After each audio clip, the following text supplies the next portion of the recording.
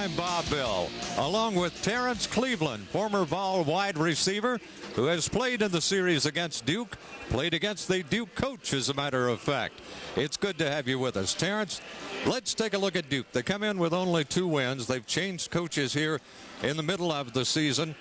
What do they have to do? Who are their key players that have to step up today? Well, when Duke has played well, they played well because their senior leaders have played well. On offense, Chris Douglas, he's a good back, coming off a solid 125-yard performance against NC State. He's a leader on a team that's #1 in the ACC in time of possession. For them to have a solid day on offense, he's going to have a good day. On defense, Ryan Fowler, their linebacker, had 14 stops against NC State. He's solid. He's a good linebacker. For them to have a chance against a big play Tennessee offense, he's going to have to play well today and have the best game of his career.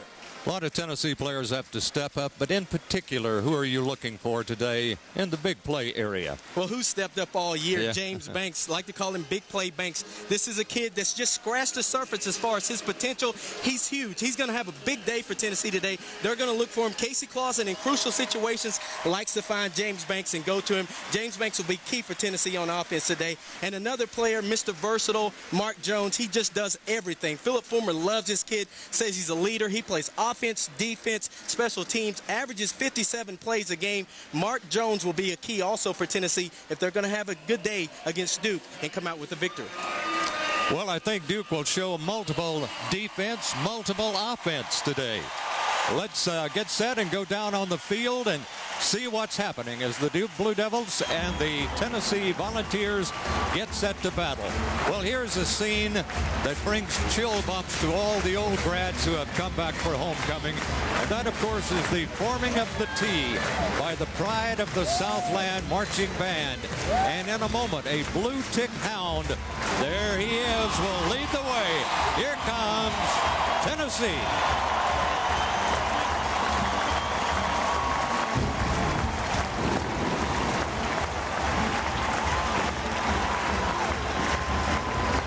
The Tennessee Vols under Phil Fulmer have been practically unbeatable in the month of November. There's his overall record in his 12 years at the University of Tennessee. Of course, he played here.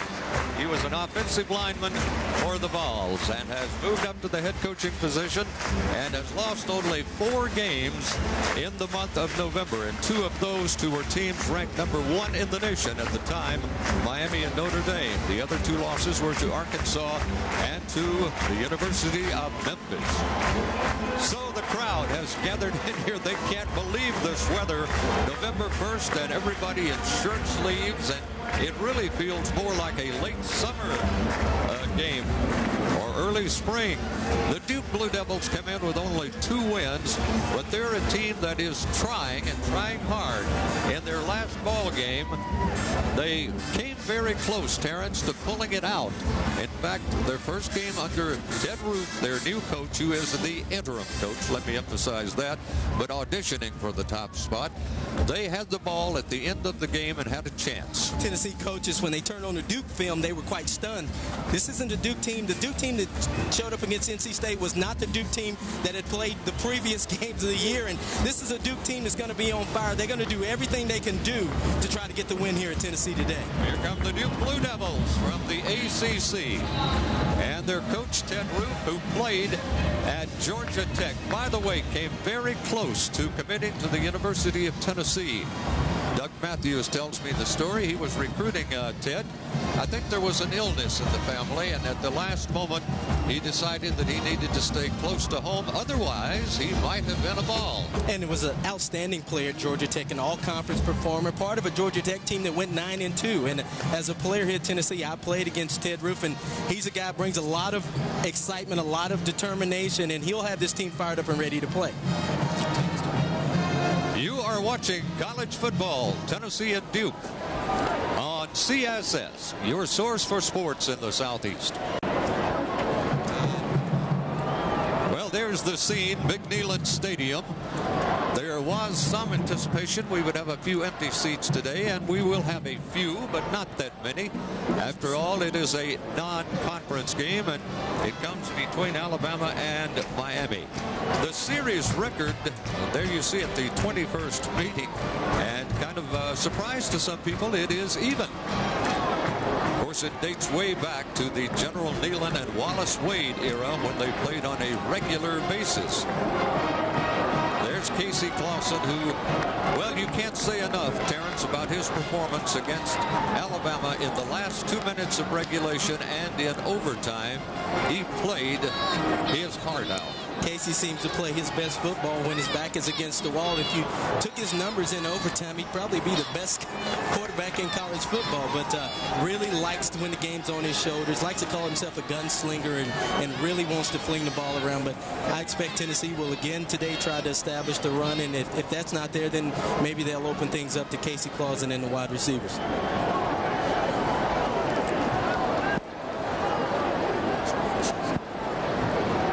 Officials working the game today. Penn Wagers, and I believe this is about the third time that we have had this crew this year in Neyland Stadium.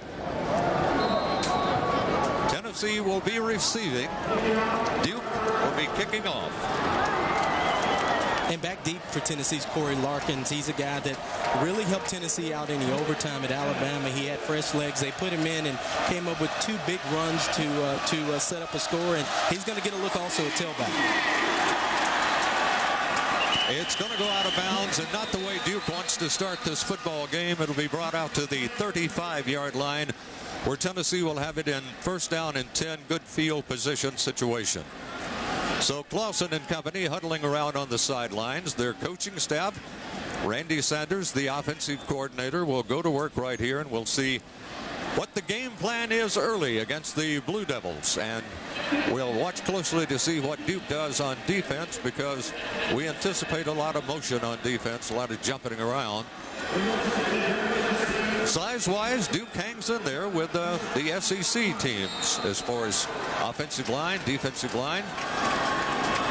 And they do jump at the last minute, but Clausen's going to throw on the first play out in the flat.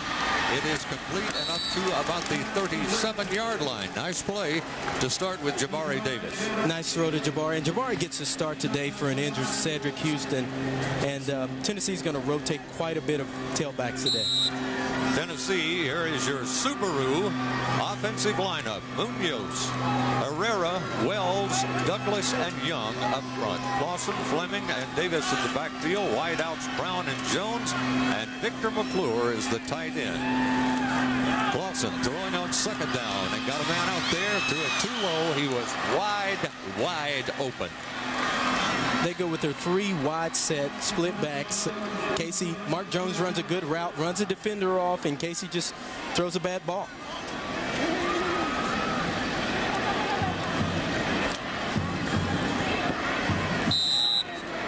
Here is the Subaru Duke defense. Zielinski, the best of the group, and Ryan Fowler that we talked about in the pregame, and the secondary. They're pretty active back there. Clausen back to throw. Throws downfield, got a man open at the last second. Duke came over and got in his face. A good recovery by Duke when it appeared that Tennessee had a man wide open. Looked like Fowler got over there. Tennessee goes with his 4 wide, and he's got C.J. Payton open. Just too much air on the ball. He needs to throw that on a line, on a rope, get it on C.J. Payton quick. Well, Casey had 2 bad throws in that series. Otherwise, the balls might have been in the end zone or certainly down knocking on the door. And he will be the first to recognize that. Here's the kick by Colquitt. It's short, and Duke fields it and gets wrecked up right away.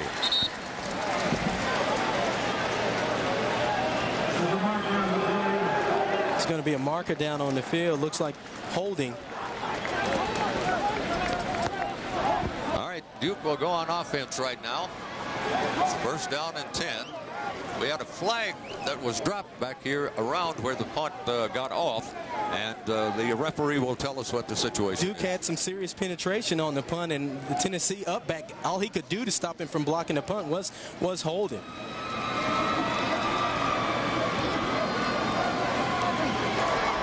Holding on the kicking team. Penalty is 10 yards. 4th down. Tennessee's going to have to re-kick. After a penalty.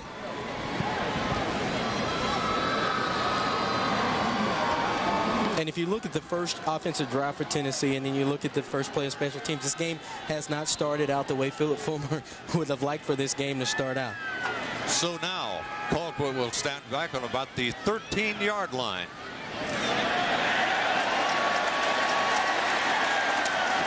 Gets off a killer punt. And return of a couple of yards. There he is, Colquitt, who's been one of the best weapons Tennessee has had all year.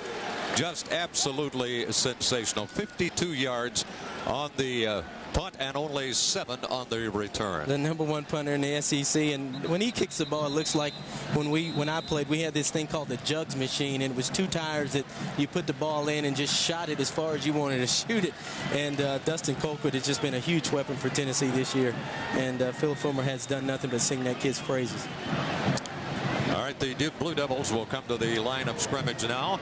Schneider is their quarterback. By the way, all 3 of their quarterbacks look like they came out of a cookie cutter. They're all about 6'3" and weigh about 215 pounds. And they all have different attributes and qualities that they bring to the position. One throws better. You put the other one in, he's a better runner. And then you have one that can run the option. So trust me, John Chavis is fully aware of what Duke does offensively. They put a lot more optioning against NC State. So Tennessee defensively had to prepare for a lot coming into this ball game. Adam Smith is the man who is actually going to start this ball game. We have, as I said, 3 quarterbacks that they will rotate in.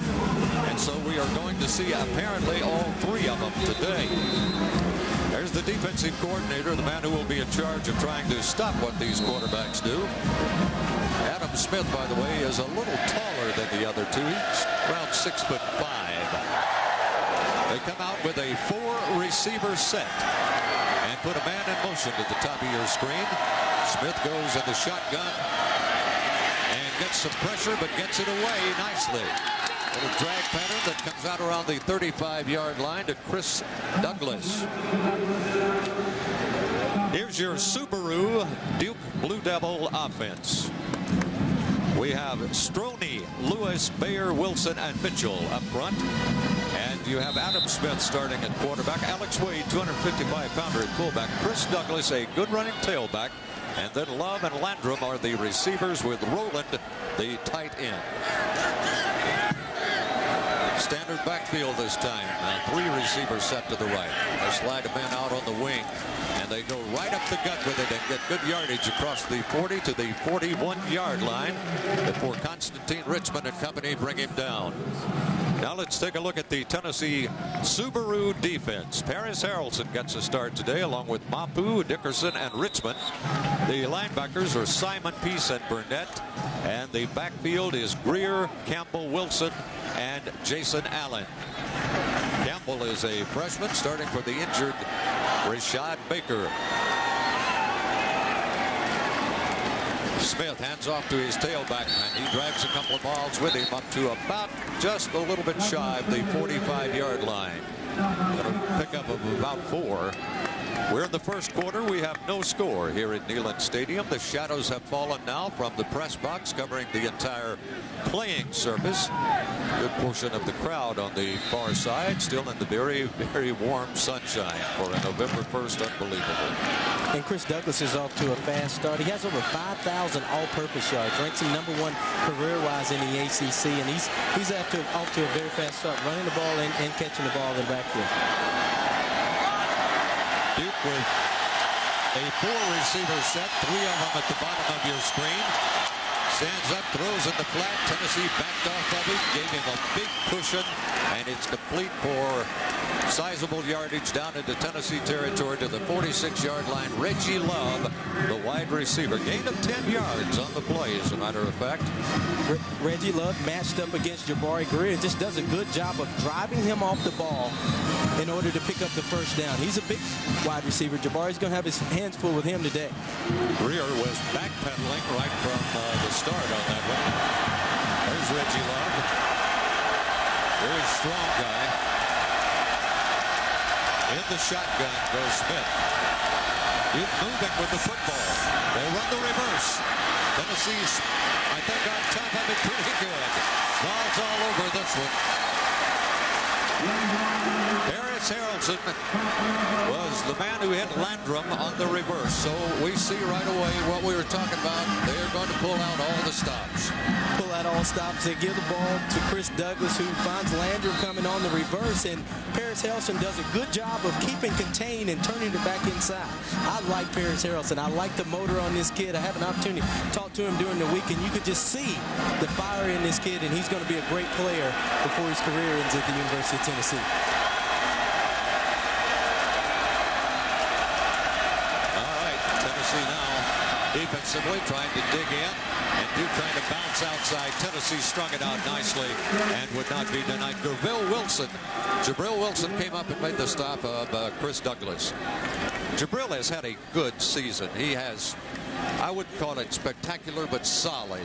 Right there when he's supposed to be there. As solid as you would want your strong safety to have. I think he's a leader back there, especially today in the secondary in the absence of Rashad Baker. He is the leader back there. Played 109 snaps against Alabama. He said that was after that game, he was as sore as he's ever been in his whole life.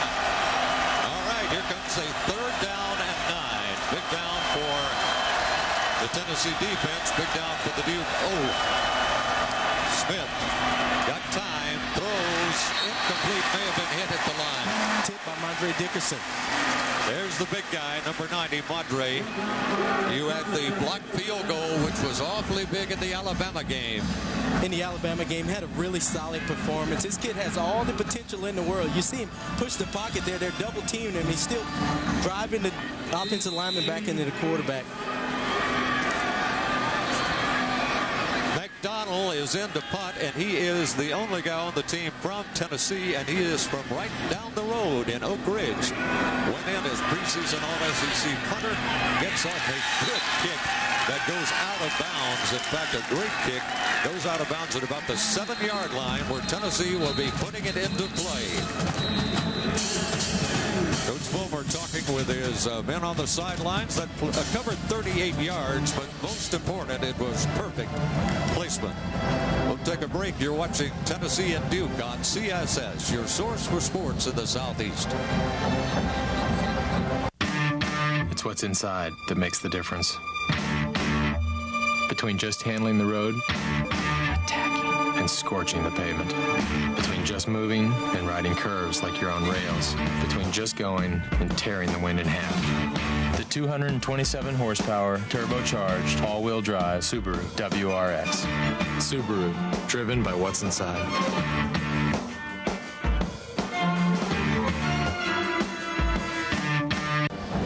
Here at Neyland Stadium, it's a perfect football day. Tennessee, of course, we expected, or I should say there had been anticipation by a lot of people that they would be a little bit down because of the emotion of a 5-overtime game against Alabama, 5-overtime period. But so far, it's hard to detect. I don't think emotionally they look pretty solid. Emotionally, I don't think there's a concern. I think the concern for the staff is physically. Is this team ready to go back? I mean, you at Alabama, you almost played 2 football games, and that was a concern coming back. Philip Foreman and his staff adjusted the way they approached game week. They took some time off on Monday, really didn't work. The kids came back, really got into their normal routine on Tuesday, and then followed out the rest of the week. But the physical aspect of that Alabama game is a concern for them today against Duke. They did no hitting this week. No hitting this week, none. And if you look at the first offensive series for Tennessee, you look at the first offensive series for Duke. Duke had a better first offensive series. So trust me, Randy Sanders doing what he needs to do it in that timeout to get his team ready to move the football down the field. All right, Tennessee takes over now with their back to the wall at the 7-yard line here. Let's see if Casey can bring him out of there. He had 2 pretty bad passes in the last series, or they would have been in great shape. And the handoff, and Duke plays it beautifully. It's going absolutely nowhere, as in fact it's going to lose some yardage. Coming in is Terrell Smith from safety to make the stop. It's officially a 2-yard loss back to the 5-yard line.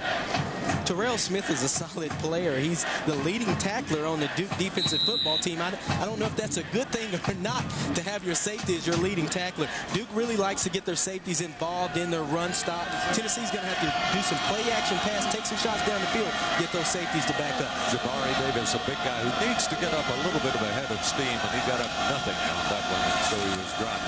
They give it off again to the tailback. This time he slides off to his right tackle and got about 3 yards or so, and that's about it. So it'll be a situation for Tennessee where they probably will have to look downfield now. And Casey looked at one of his receivers. It's going to be a 3rd down and about 8 yards to go for a first.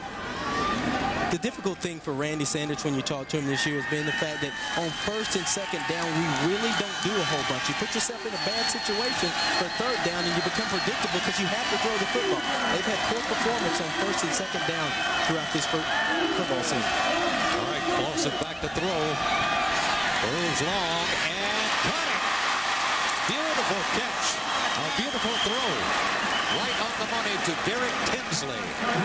Well, we saw Tinsley in the Alabama game get his first 2 touches of the year. One was a 28-yard run. The other was a touchdown reception. So that's the 3rd one, I guess. Not bad. His 3rd touch of the year, and what does he do? He comes up with a huge catch. They've tried Derek Tinsley at wide receiver. He struggled a little bit because you got to understand, this kid played running back in high school. This is new for him, but hey, he said, I want to get on the field. I don't care what I have to do, put me on the field. All right, Clausen now with a 1st down and 10 as Tennessee gets out of what was a hole. They've been backed up to their 5-yard line. Great play to Tinsley, got him out of there. He wants to go deep, long, downtown, and out of the reach of everybody. Intended for Banks, but nobody could get to it, including the Duke defenders. Good coverage. They go with the go route. They want to try Duke. As I said, their safeties are active in the run. They take a shot down the field, and Duke defends it well. Well, it sent a message to Duke. We'll see if they can take advantage of that now. Maybe bring something underneath.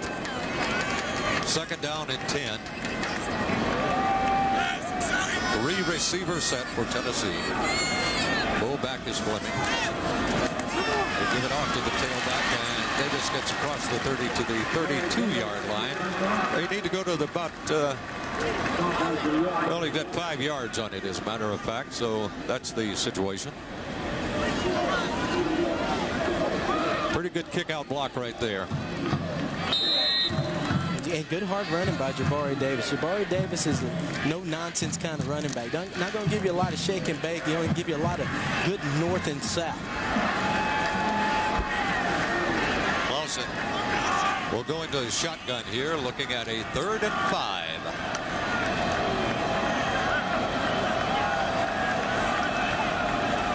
Duke got a lot of people on the line of scrimmage. Should leave a hole down there somewhere, and here it is. Incomplete. Off the fingertips. Off the fingertips of C.J. Phaeton. And so incredibly close. Good effort by Phaeton. 4-wide set. They're really focusing on James Banks in their coverage. Casey reads it, goes to C.J. Phaeton, just can't hold on to it. Right off his fingertips. So Tennessee will have to turn it over. 5 yards shy of a first, 4th down in their own territory, and they will drop Colquitt back into punt formation. Gets his kick away. It's not Colquitt standard, but it gets a fairly decent roll. Tennessee covers it extremely well. You're watching University of Tennessee College football on CSS, your source for sports in the Southeast. Tennessee and Duke. After this, Tennessee goes on the road to Miami. Miami playing Virginia Tech, and a huge one tonight. Adam Smith still operating at quarterback. They kind of fake a reverse and run a trap right up the middle, and it gets them across the 15. Cedric Dargan, the fullback. Dargan got 6 yards on the play, as a matter of fact. As we talked about in the open, Chris Douglas had 125 yards last week against NC State, and he comes in today. Duke does against the Tennessee defense, has given up 155 yards rushing this year. That's uncharacteristic for a John Chavis defense. Normally very, very good against the run. A lot of man in motion behind the quarterback that time. Gave the opinion they might toss a player out to him, but not so. Went up the middle, and Tennessee is braced for it this time. And at the bottom of the stack, you're going to find Kevin Burnett. Tennessee linebackers very active here so far in this one. There's Burnett, number 2. You see Paris Harrelson gets a penetration there, really makes the running back choose another lane. So it's 3rd down and 2. They're the 3rd down conversions. Tennessee 1 of 4. Duke go of 2. And they've got a good solid 2 yards to go for a first down. And they're not going to get it. Tennessee defensively jammed everybody up on the left over there, and leading the way was Paris Harrelson, who's getting better every game. They started the season thinking he would be a real big star, and I think he is heading in that direction. The penetration by Paris Harrelson and Mapu, JT Mapu is going to make the tackle, but Paris Harrelson is eventually going to evolve into the leader of this football team on down the road. And JT Mapu had a great game against Alabama. Really coming. Excuse me, Terrence. McDonald in punt formation, and Banks is back to receive the punt. Oh, he gets off a beauty. Drives Banks all the way back to the 21-yard line. He picked it up. After dropping the football there, he's going to get about 3 or 4 more yards, and that's it. Man, there's a flag down on the play, though, so that's when you drop one and there's kind of a pause in the action, often a penalty will occur. Definitely, and we've seen 3 penalties on special teams today on both sides of the football.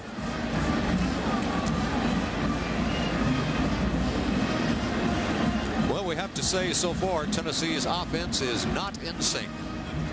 Not in sync, and that's been Holding during the return team. The foul will be administered from the post-scrimmage kick spot, which is where the ball is rested. 10 yards, first down. That's been the story for Tennessee on offense this year. They're a team, if you look at Tennessee against Alabama, first half, they really didn't do anything, just looked kind of vanilla. Right there is the takedown. I can't see. Looked like Jason Mitchell, the backup linebacker. Yes, it was, number 35. And those are the kind of plays that drive coaches crazy because it's a lack of effort. You've let a guy get by you. Instead of going on and getting somebody else, you decide to tackle him. So it's a 56-yard punt, and then you tack on 10 more yards. So it, in essence, is a 66-yarder. They run the reverse to Mark Jones. Trying to get outside. Does get to the corner and gets a little bit of room down the sideline. Kind of stumbled one time. Might have broke stride over there, but Duke still played it fairly well. So Randy Sanders pulling out a few tricks out of the bag, Halloween bag, I guess. Yeah, that night is gone, though. So Mark Jones missed to do everything. Offense, defense, special teams, and Duke played that reverse very well. It gave up 5 yards. It makes second down a little easier to call, a little more variance here.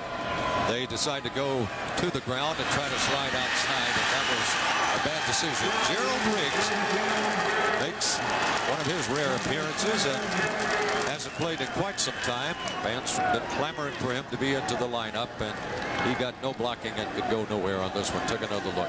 It felt like Gerald Riggs was going to get some work today, and he's been talked about since he arrived on campus, the potential of this kid.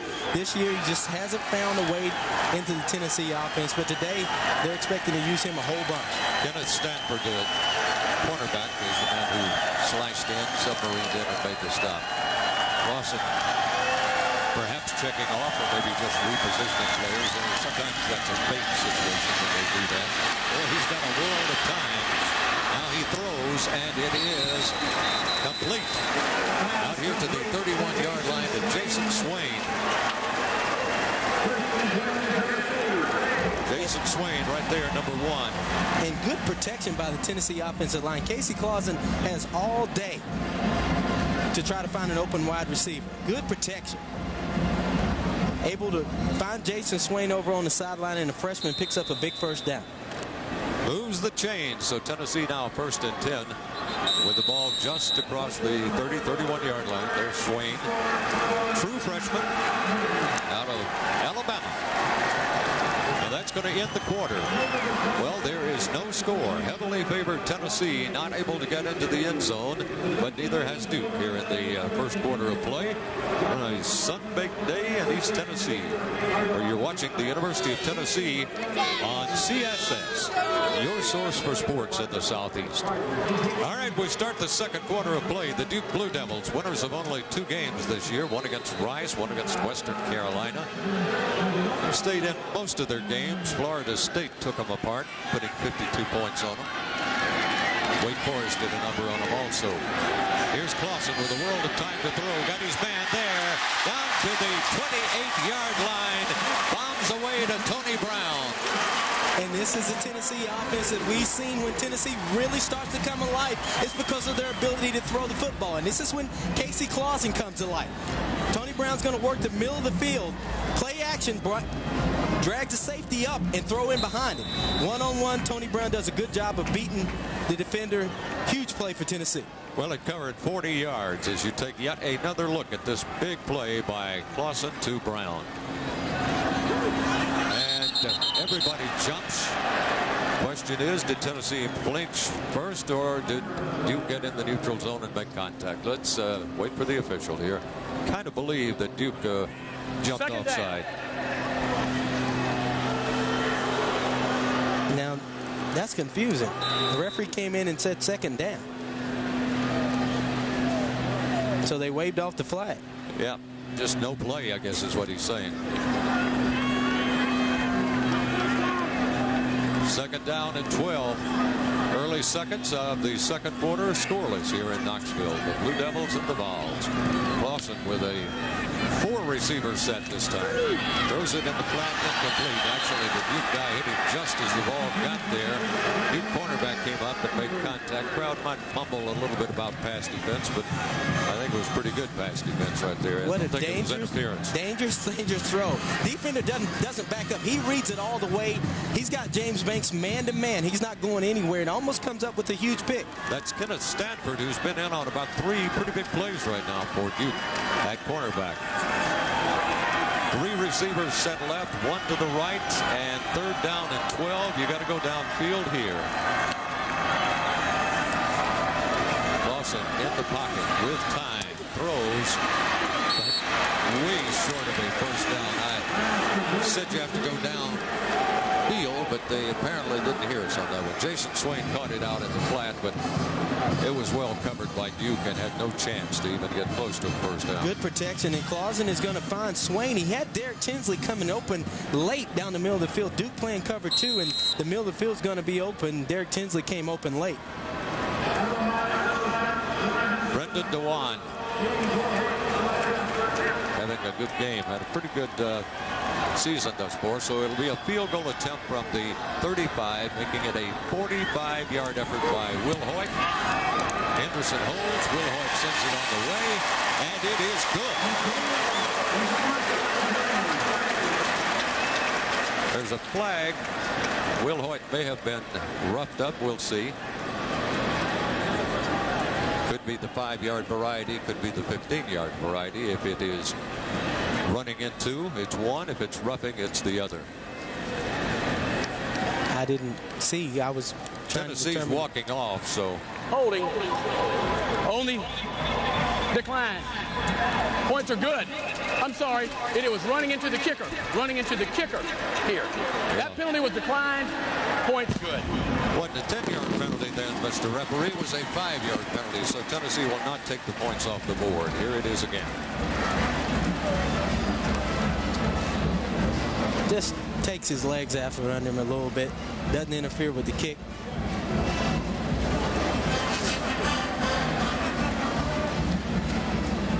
Phil Fulmer over there talking to his special teams, part of his special teams. I guess trying to figure out why Duke is getting the penetration they're getting on the kicks.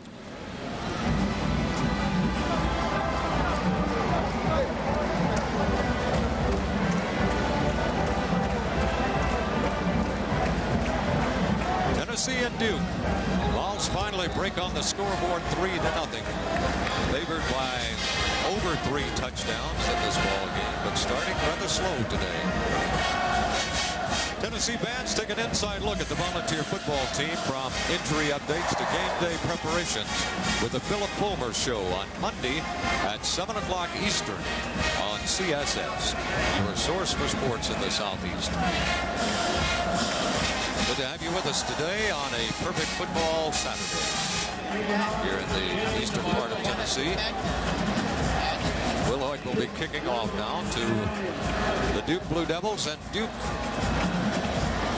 been a little bit more conservative than I thought thus far. We haven't seen what I'd call any wide open wild plays so far. Kind of anticipated they might come up with a couple. Bouncing kick taken at the 3-yard line. Across the 20 to about the 23 or 4-yard line is Centerio Landrum, who's a kick returner and a good receiver. And you mentioned that Duke has played it pretty close to the vest here early in the ball game, and it may be due in part to the fact that it's a 3-0 game. Yeah, they're in the ball game. They're really not in a position to have to gamble just yet. There's the drive, 8 plays, 53 yards. 45-yarder by Will Hoyt, consumed 3 minutes, 10 seconds. Smith stands up in the shotgun, got 3 receivers set, looks to his right and fires out there, and it's complete and hit at the 30-yard line is Reggie Love, and I think Jason Swain's going to be credited for the tackle on Reggie Love. That's a big wide receiver. You better bring a lot of punch when you come to tackle Reggie Love. Yeah, he's a very muscular guy, as you'll see in this close-up at the end of the play right here. Good protection. They go with the safe throw to their biggest wide receiver. Jason Allen right there coming up to make the stop. Jason had a great play against Alabama at the end of the ball game. There's a dive in the middle, and it's going to pick up some positive yardage. It's Chris Douglas. And Andre gets up off the bottom. Got 3 yards on this one. Just squeezing his way to 2-3 yards. You see why when you talk to the Tennessee defense, and they said, yeah, this kid's good. This kid could play just about anywhere in the country. He's a good running back. There's Coach Roof, the interim coach. He will be given a chance depending on his team's performance from here on out. Otherwise, there will be as they always say, a national search. Here's Douglas trying to bounce outside. Gets to the sideline, turns the corner, and gets a shade past the 40-yard line before he goes out of bounds. Douglas, a good-sized tailback. Here you take a look at his career record. Number 3 in the ACC this year in yards per game, and number 1, as we talked about, overall in career all-purpose yardage. So he's very versatile and gives Duke a chance offensively to do a lot of things. Second down and only 2 yards away from a first down. They go into motion, and they give it off to Douglas. Douglas is sliding outside. He's right at the marker. I don't know if he made the first down, but he's going to be very close. Kevin Burnett and company over to bring him down. And you see the speed of Tennessee's linebackers. You see Kevin Burnett is going to be the weak side linebacker position and run all the way across the field to make the play. Actually, Douglas had a step on him, and he just caught up with him and brought him down. So you're right. It's close enough they're going to measure. And he's there by about an inch. First down and 10 to go for Duke. And Ted Roof said this week, he said they asked him, what are you going to do? What kind of changes are you going to make now that you're head coach? He said, I'm not going to do a whole bunch. I'm just going to try to do some things to give my team a good chance to be successful and give them the best chance to come out with a win. Wants to keep Tennessee's offense, as everybody does, of course, on the sidelines. That's in football in this day and time is your method of operation. With that same man in motion play again, they run this time Douglas to the right side, and he pushes the pile forward for maybe a yard and possibly 2. Robert Peace at the bottom of the stack. Boy, what a game he had against Alabama. 16 tackles in that game. I think 11 of them solo. There's Mr. Peace, and here again, take a look at it. And Robert Peace has had a solid year, and they asked him this week, Robert, why are you playing so well? And he said, I'm healthy. Last year I wasn't healthy, and I got to the point where I was hurting so bad I didn't like football, and I questioned whether I should be playing. This year he's 100% healthy. He said my strength is there, my speed is there, and you've seen it through his play on the field. Let's take a look. Tennessee has a player down on the field. There is an injury, and they're huddled around him. It's looked like it may be JT Mapu.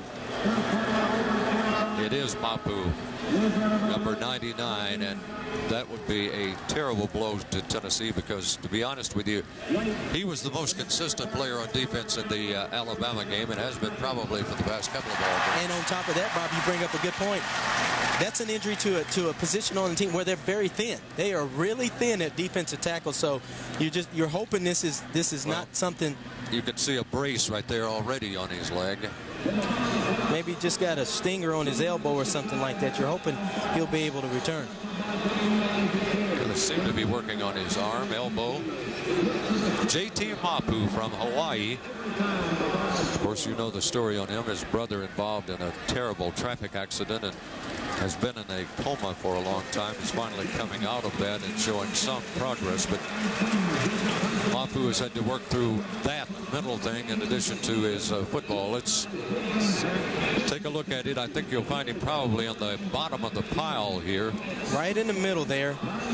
He's a guy on top about to go down, and maybe just while he was falling, his elbow hit a helmet or something. And so Mapu is out. They'll work on him on the sidelines. We'll try to get you an update on that as soon as we can. Here's Smith rolling, throwing. Got a man wide open out on the flat. It's going to be a first down and a lot more as they finally drag him out of bounds. Andy Rowland, the 225-pound sophomore tight end, is finally ridden out of bounds, but Duke is moving with the football. 18 yards. I think we see why Duke leads the ACC in time of possession. Their offense is vanilla. They don't do a lot, but they just move the football down the field. They throw to Douglas. They throw to Rowland. They throw to Reggie Love. That was Corey Campbell, the freshman safety, who made the stop that time, but not until a chunk of yardage had been picked up. Smith goes in the shotgun once again, hands it off to his up back, and he bounces and tries to get outside, but Tennessee finally brought him down. It's Robert Peace. Harris Harrelson also in on the play, but don't believe I would run on Harrelson's side right now. As quick as he is, he can chase you down. And he's not the biggest guy. 6'2", 240, but what a motor. What a motor, and loves to play the game of football. Total yardage situation, that's not going to win you many looks on ESPN Sports Center with that kind of offense on either side. And here comes some more good defense by Tennessee as they jam up everything in the middle. And Douglas can go nowhere. Simon is there. Burnett is there. And Madre is there as they all unfold.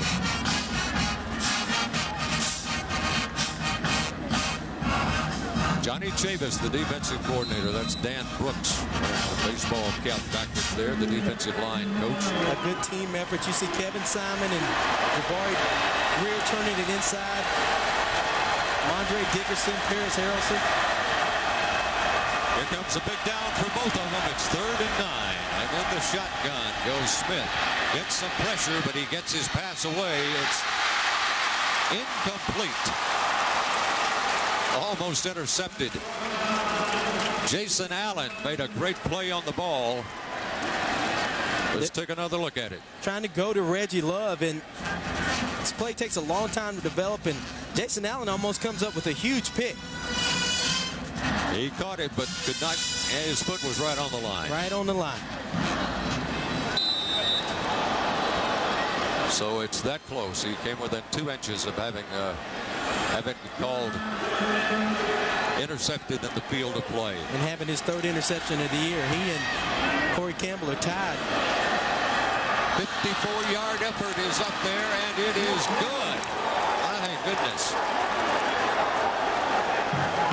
Well, we can would say so far in this ball game, the punters and the kickers have been the highlight in the first half. So we are tied at 3-3. And you're watching Tennessee football on CSS, your source for sports in the Southeast. Well, back here in Knoxville, I don't want to say the crowd is stunned. I think they're surprised that we haven't seen more offense, especially from Tennessee, than we have seen thus far. I don't know that you can credit Duke's defense a whole lot, because Duke's defense has been bending on most everybody they've played. Throughout this season, it's just been the story for this Tennessee offensive football team. It takes them about a quarter to 2 quarters to kind of get a feel for, okay, we can do this on offense. They can't come out and just start dominating and pick and choose what they want to do. It takes a while for them to get a feel. They usually start to put together in the second half, and 3 out of their four victories early in the season this year, Tennessee had to come from behind to win. So that tells you what kind of offense that we're looking at for Tennessee this year. Well, their 2 best performances have been when they tried to make the comeback against Auburn, although it came up short, and then the overtime, the last 2 minutes of the overtime against Alabama. So it almost is like the Vols are saying, we want to get in a frantic mode before we can perform. Catch fan favorite Talking Sports with Danny Sheridan every Sunday at 8 Eastern. Former football coaches Jim Donnan and Mike Godfrey join Sheridan each week for a full hour of live dialogue, discussion, and debate. That's right, it's live. Anything can happen, so don't miss a minute. All right, Tennessee will go on offense right now. Garber, who kicked the field goal, will be kicking off for the Blue Devils. Well, we know both kickers have the leg. Corey Larkins is deep, and he's going to let it go over his head and into the back of the end zone and out, and Bonds will put it in play at the 20-yard line. Tennessee and Duke here at Neyland Stadium. There's the scoring drive for the Blue Devils. 10 plays. That was an all-time record for him personally, a career high for Garber. Took 4 minutes and 14 seconds, and Coach Roof will like that part of it. He took 4 minutes away from Tennessee's offense. You're right. Time of possession has been critical in all of Tennessee's ball games this year.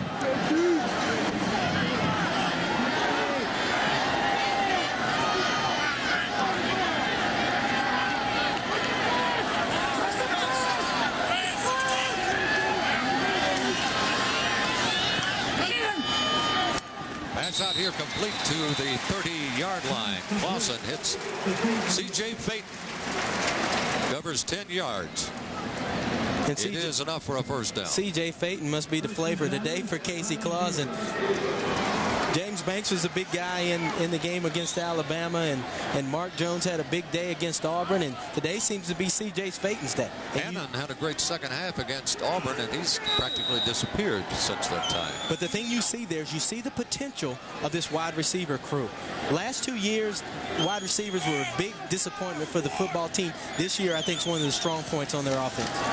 Lawson in the pocket. Got plenty of time now.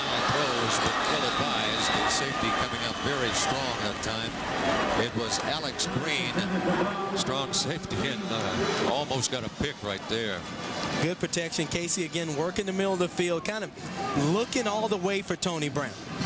He sees Tony Brown down the middle. The safety sees Casey looking for Tony Brown and almost comes up with a big pick. Clausen is 7 of 14 right now for 87 yards. 3-3 ball game. 8:11 to go before halftime. Homecoming here on the Hill. Casey in the pocket, fires, got his man out there this time, drilled it in the stomach of his receiver, Martin Jones. One of the big play guys Terrence alluded to at the start of this ball game, and there is a big play, Terrence. A big play, and from one of their big play guys. And this is when Tennessee looks really effective on offense. When they decide, hey, we're going to throw the football, they do a good job.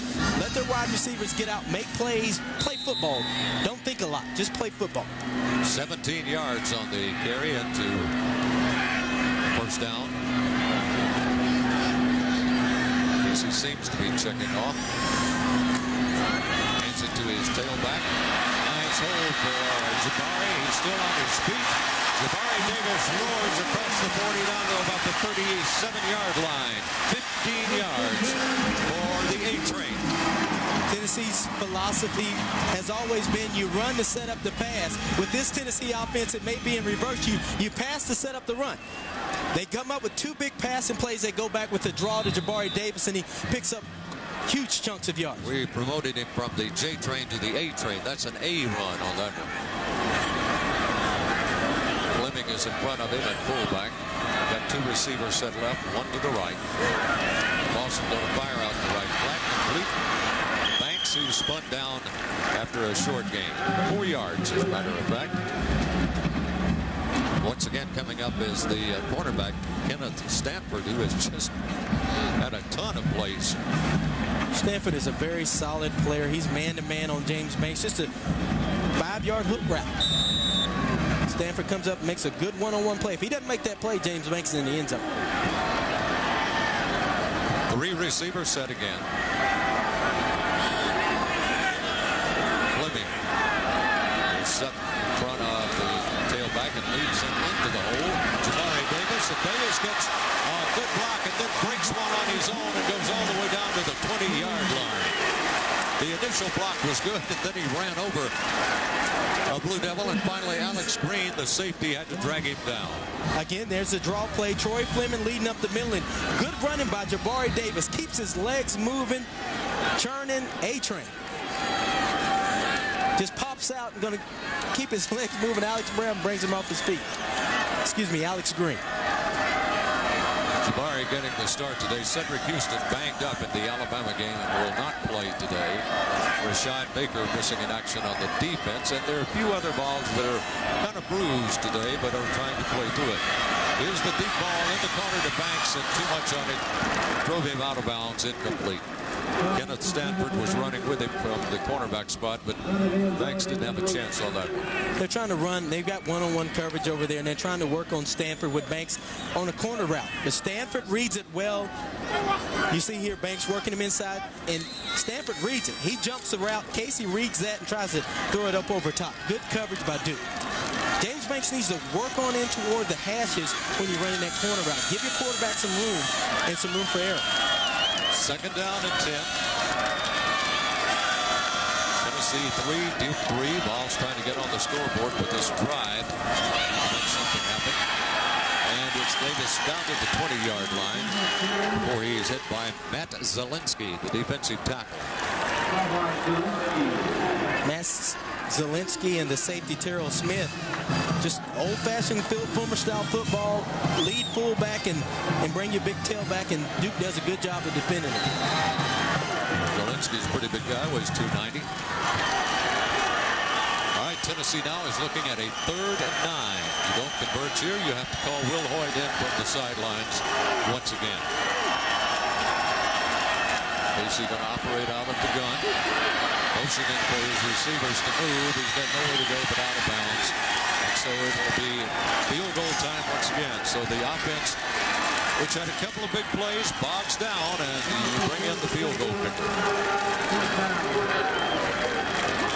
By far the best drive of the day. Casey, I think, is looking for maybe Tony Brown over the middle. They get the pressure on him, nothing there, and wisely steps out of bounds. John Henderson will hold now, and Will Hoyt will attempt a field goal. 38 yards. Hit one earlier.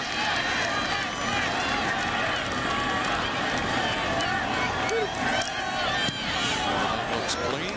It's on the way, and it is good.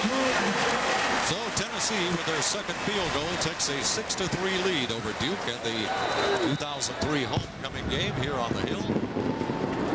A fairly little nice crowd from Duke over here. Looks like maybe, what, about 3,000 or so. And they are probably happy to get away with nothing more than a field goal right there. You're watching University of Tennessee College football on CSS, your source for sports in the Southeast. The Blue Devils and the Tennessee Volunteers. They had a long history early on. They first met in 1893. The if we covered that game. No. Wallace Wade, the legend over there, went against Neyland several times. I think Neyland had an 8-4 advantage. Then a couple of Tennesseans, native Tennesseans, who have coached at Duke. Steve Sloan had a tenure over there. I think he won 13 and lost 30. Then Spurrier came along. East Tennessee established himself and paved the way for being hired at the University of Florida. 5 SEC teams, most appearances in this week's Associated Press Top 25 college poll. So every conference matchup counts. Watch your favorite team and check out the competition with encore presentations all week on CSS. There's Smokey. Right now, he's, I guess, a little bit happy. His team is leading by a score of 6-3. He perhaps would have liked to see a little more offense to this point, though. And Philip Fulmer happy to get another 3 points on the board, but really got after Chavis Smith when he came to the sideline. Dukes, on both of Will Hoyt's field goals, has done a good job of getting penetration up the middle. Time of possession, they're dead even, right on the second, the same.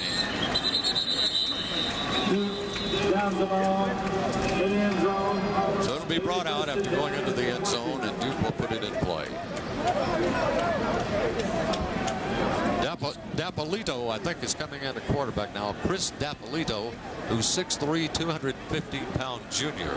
We were told we'd probably see all 3 of the quarterbacks today, so we're seeing the second one right now. There's the scoring drive, 10 plays, 59 yards, bogged down, and so Will Hoyt came in and booted the field goal. It covered 3 minutes and 21 seconds on the drive. Chris Dapolito is your quarterback right now. There's his numbers. He goes into the shotgun, wants to throw right away. Got some pretty good pressure and got it away, incomplete. Jabril Wilson covering nicely that time. Kari Sharp was the intended receiver, number 2. Wilson closed ground rapidly, though. And Dapolito is more of a running quarterback. He first play a ball game, throws the ball and throws it behind.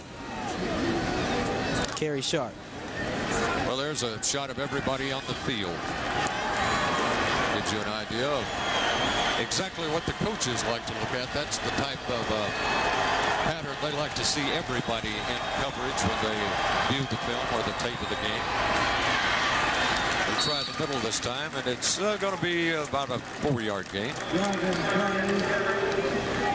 4-yard pickup right down the middle of the field, and ball's getting up. But once again, it's Wilson at the bottom of the stack. Cedric Dargan, the ball carrier. He's alternating with Chris Douglas at tailback.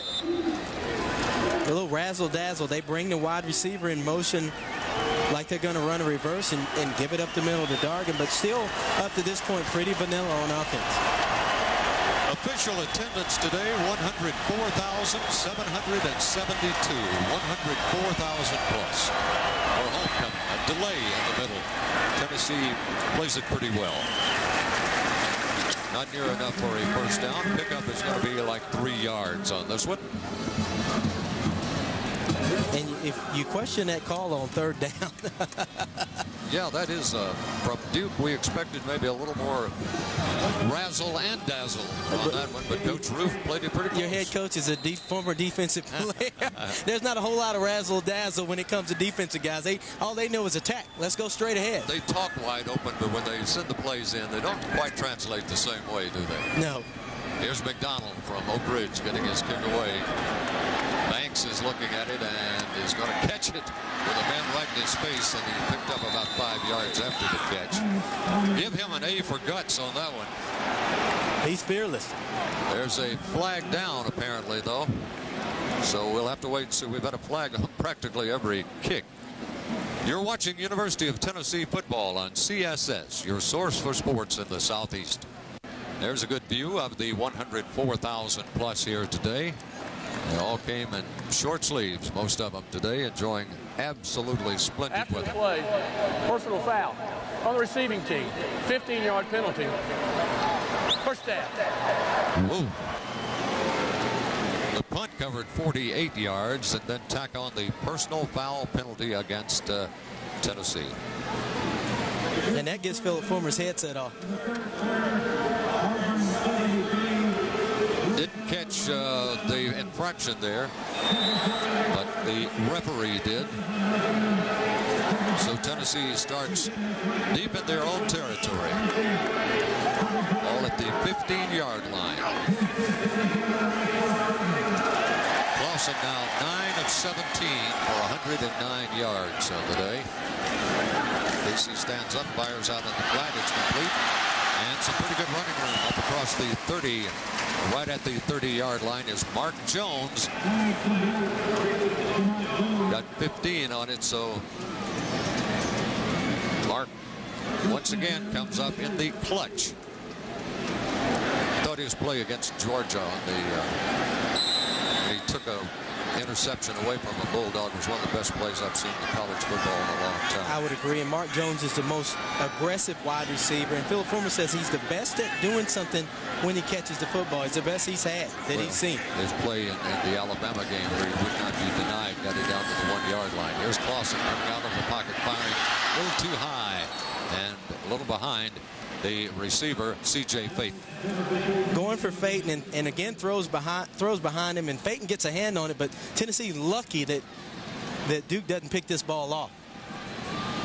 Another look. Good protection. He's going to step up in the pocket and throw right behind Faton.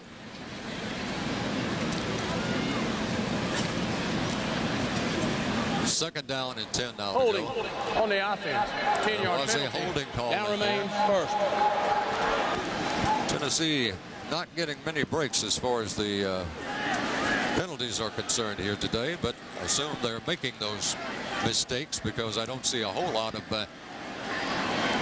complaining from the sidelines. Well, and we talked about, what would be the carryover from the Alabama game. We talked about the fact that Tennessee may be tired physically, and that may be why they're getting all the penalties in this ball game. Just physically still tired and a lack of effort. Jabari with a pretty good run, but far, far short of the first down. There's the big guy. And they're going into the hurry-up offense. This is when we've seen them be effective and come up with some of their bigger plays of the year. They need 13 yards for a first down. It's second down. Clausen. He's getting some protection now.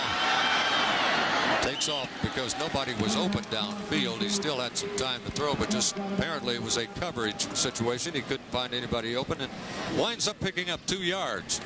But that's going to bring up a third down and roughly 11 yards to go for a first down.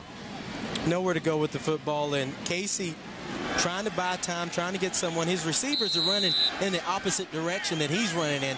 That's what happens when you have young, inexperienced receivers. They're good, but they're still not where they need to be. They need to turn up and find lanes in the same direction that Casey is running in. Tennessee building up a big margin in total yards, but not on the scoreboard. It's not translating the scores. All field goals so far. There's Casey firing incomplete. Receiver was there. It was a little high, intended for Banks. Stanford once again, the cornerback, who's 5'9", but plays at about 6'6". And going up against a 6'3", a physical James Banks, going to run the crossing route and just a little over his outstretched hands. So it brings Dustin Colquitt into punt once again for the Tennessee Vols as the offense bogs down. Dustin got a big rush that time and barely got it away, but did he ever get it away? My goodness. Fielded at the 6-yard line and will not get it back to the 10-yard line. Holy smokes. Jason Pastore was looking for anywhere, and he was seeking help, but there was none to be had. He looked like a baseball outfielder, and this one's gone. This one's out of the park. Pastore takes it almost at the out-of-bounds line. Looks for some help, and 64 yards, ladies and gentlemen. That was the length of that punt. 64. You talking about turning the field over. Delapolito quarterback. Hand off right side. Finds a little running room. Chris Douglas, the tailback, slides through for 5 yards. Bring up 2nd down and 5. Tennessee, I think, is still. Tennessee. They're going to call a timeout right here. I think Tennessee is still a little bit stunned at they running the football. They expected them, I think, to throw a little bit more. Took another look at that. Pretty good little hole there initially. And then Tennessee closed it down. Vols huddled around the coaching staff on the sideline. CSS brings you the Battle of the Aggies live on Thursday night at the New Mexico State Aggies as the New Mexico State Aggies play host to the Utah State Aggies in a Sun Belt Conference matchup. Live coverage kicks off Thursday at 7 o'clock Eastern on CSS. Don't miss it. The Battle of the Aggies. Aggie versus Aggie. You hardly ever see that, do you? No. Douglas, by the way, has 11 carries now for 34 yards.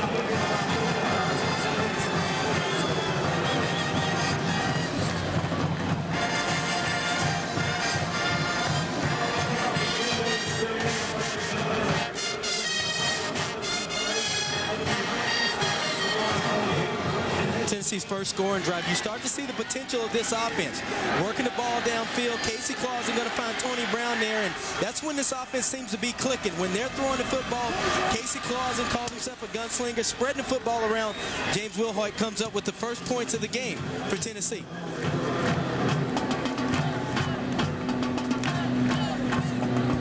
We'll take a look at their second drive for a score and a second right here. Second drive, same thing. Offensively, moving the ball around, throwing it, finding C.J. Phaeton, for the remainder of the setting half. up the run off the pass. Jabari Davis starting to find his legs, and James Wilhoit puts 3 more on the board. So an offense that has potential, moves the football, but then stalls. 6-3, Tennessee, and now Dapolito at quarterback for the Blue Devils of Duke. Burns hands off to Douglas, and Douglas is still fighting for yardage. Got through the hole somehow and got big yardage out to the 31-yard line before he is driven out of bounds by Jabril Wilson, and there's a flag down. It may be a late hit. Wilson and Corey Campbell, the Duke sideline is wanting a late hit,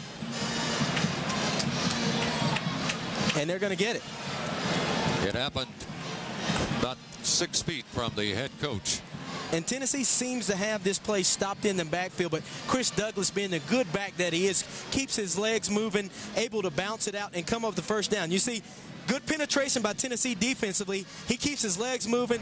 There gives you the little dip and able to pick up the first down. On the defense, 15-yard penalty. First down. That was kind of a chinchy call right there. He just kind of rode him down and actually had a hold of his shoulder pads as he was going out of bounds. That could have gone either way. That's a little picky, maybe. And Corey Campbell's a freshman. All he wanted to do was get the kid down, not really paying much attention to whether he's on the sideline or if he's still in the field of play. First down and 10 to go, though, for the Duke Blue Devils. Trailing 6-3, but moving with the football. Busted play here. We got flags everywhere. Referee says, let's stop this ugly thing right here. I tell you, as long as Tennessee hangs around, lets Duke, stay within reach, this thing could get real interesting here. Prior to the ready for play signal, the ball was snapped. 5-yard penalty. Down still remains first. So technically it's on the center for Duke, and it'll be a penalty against the Blue Devils.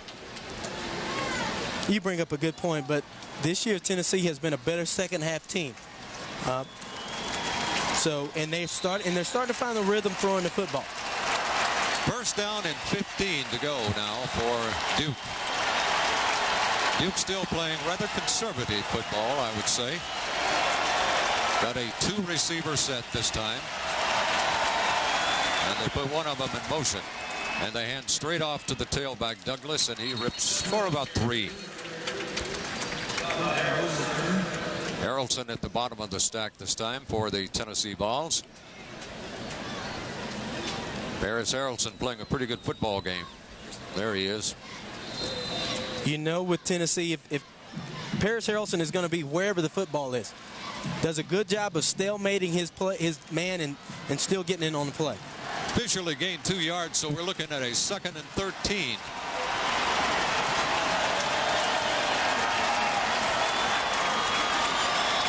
Ball on the 43-yard line of Duke. Straight ahead once again, and they pick up pretty solid yardage all the way to midfield. Madre Dickerson made the stop, but not until a pretty good chunk had been reeled off. Duke is playing this thing close to the best, and their idea, of course, is to keep it low scoring and give us a chance for a big play or a big break here, a turnover or what have you. And I guess that's the way it should be played when you're a 25-point underdog. There's Big Madre who made that last play. So Duke's looking at 3rd and 6. And Dapolito throws it and completes it and got his first down to Andy Rowland, his tight end. Tennessee's had trouble in a number of games with tight ends, and especially in short yardage situations like that. And that's a great call. They're going to fake the ball to Chris Douglas, get the defense to bite, and then they're going to find there. You see the fake to Douglas. He's going to roll out and find his tight end for a good call and a good pickup. Nothing fancy, but picking up yards, picking up first downs. Chipping away, I think they had brought Breer that time. He was in the backfield, number 33, the cornerback. Got him just as he cocked his arm. Question is it a forward pass?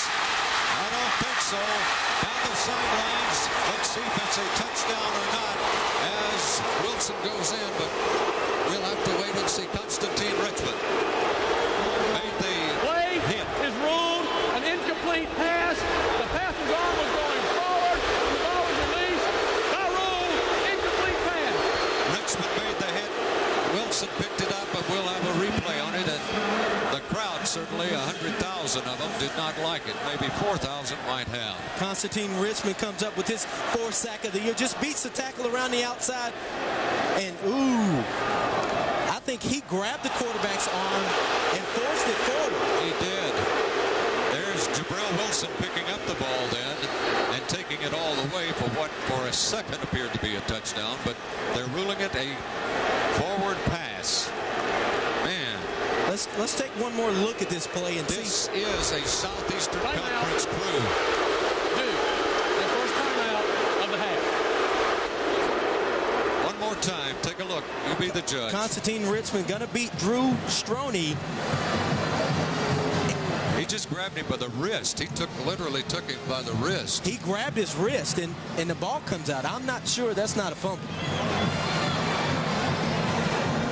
If he had been able to throw it, he would have had to throw a 260-pound defensive end because Richmond was hanging on. And then, too, it looks like Richmond grabbed his wrist on his way back.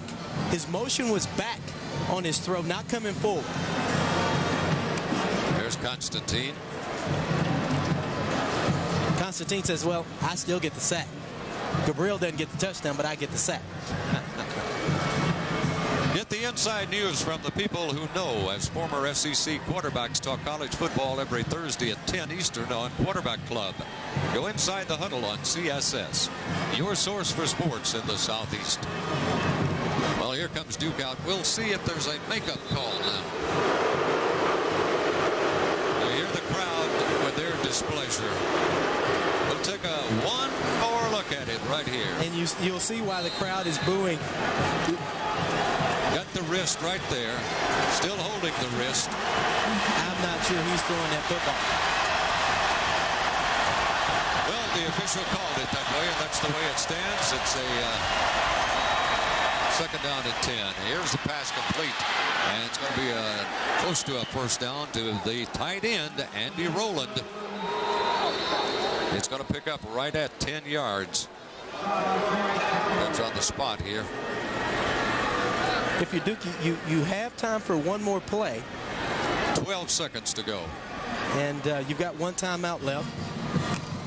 Good protection. He's going to find his tight end, cross in the middle of the field, and going to do all he can do to try to get to the first down marker.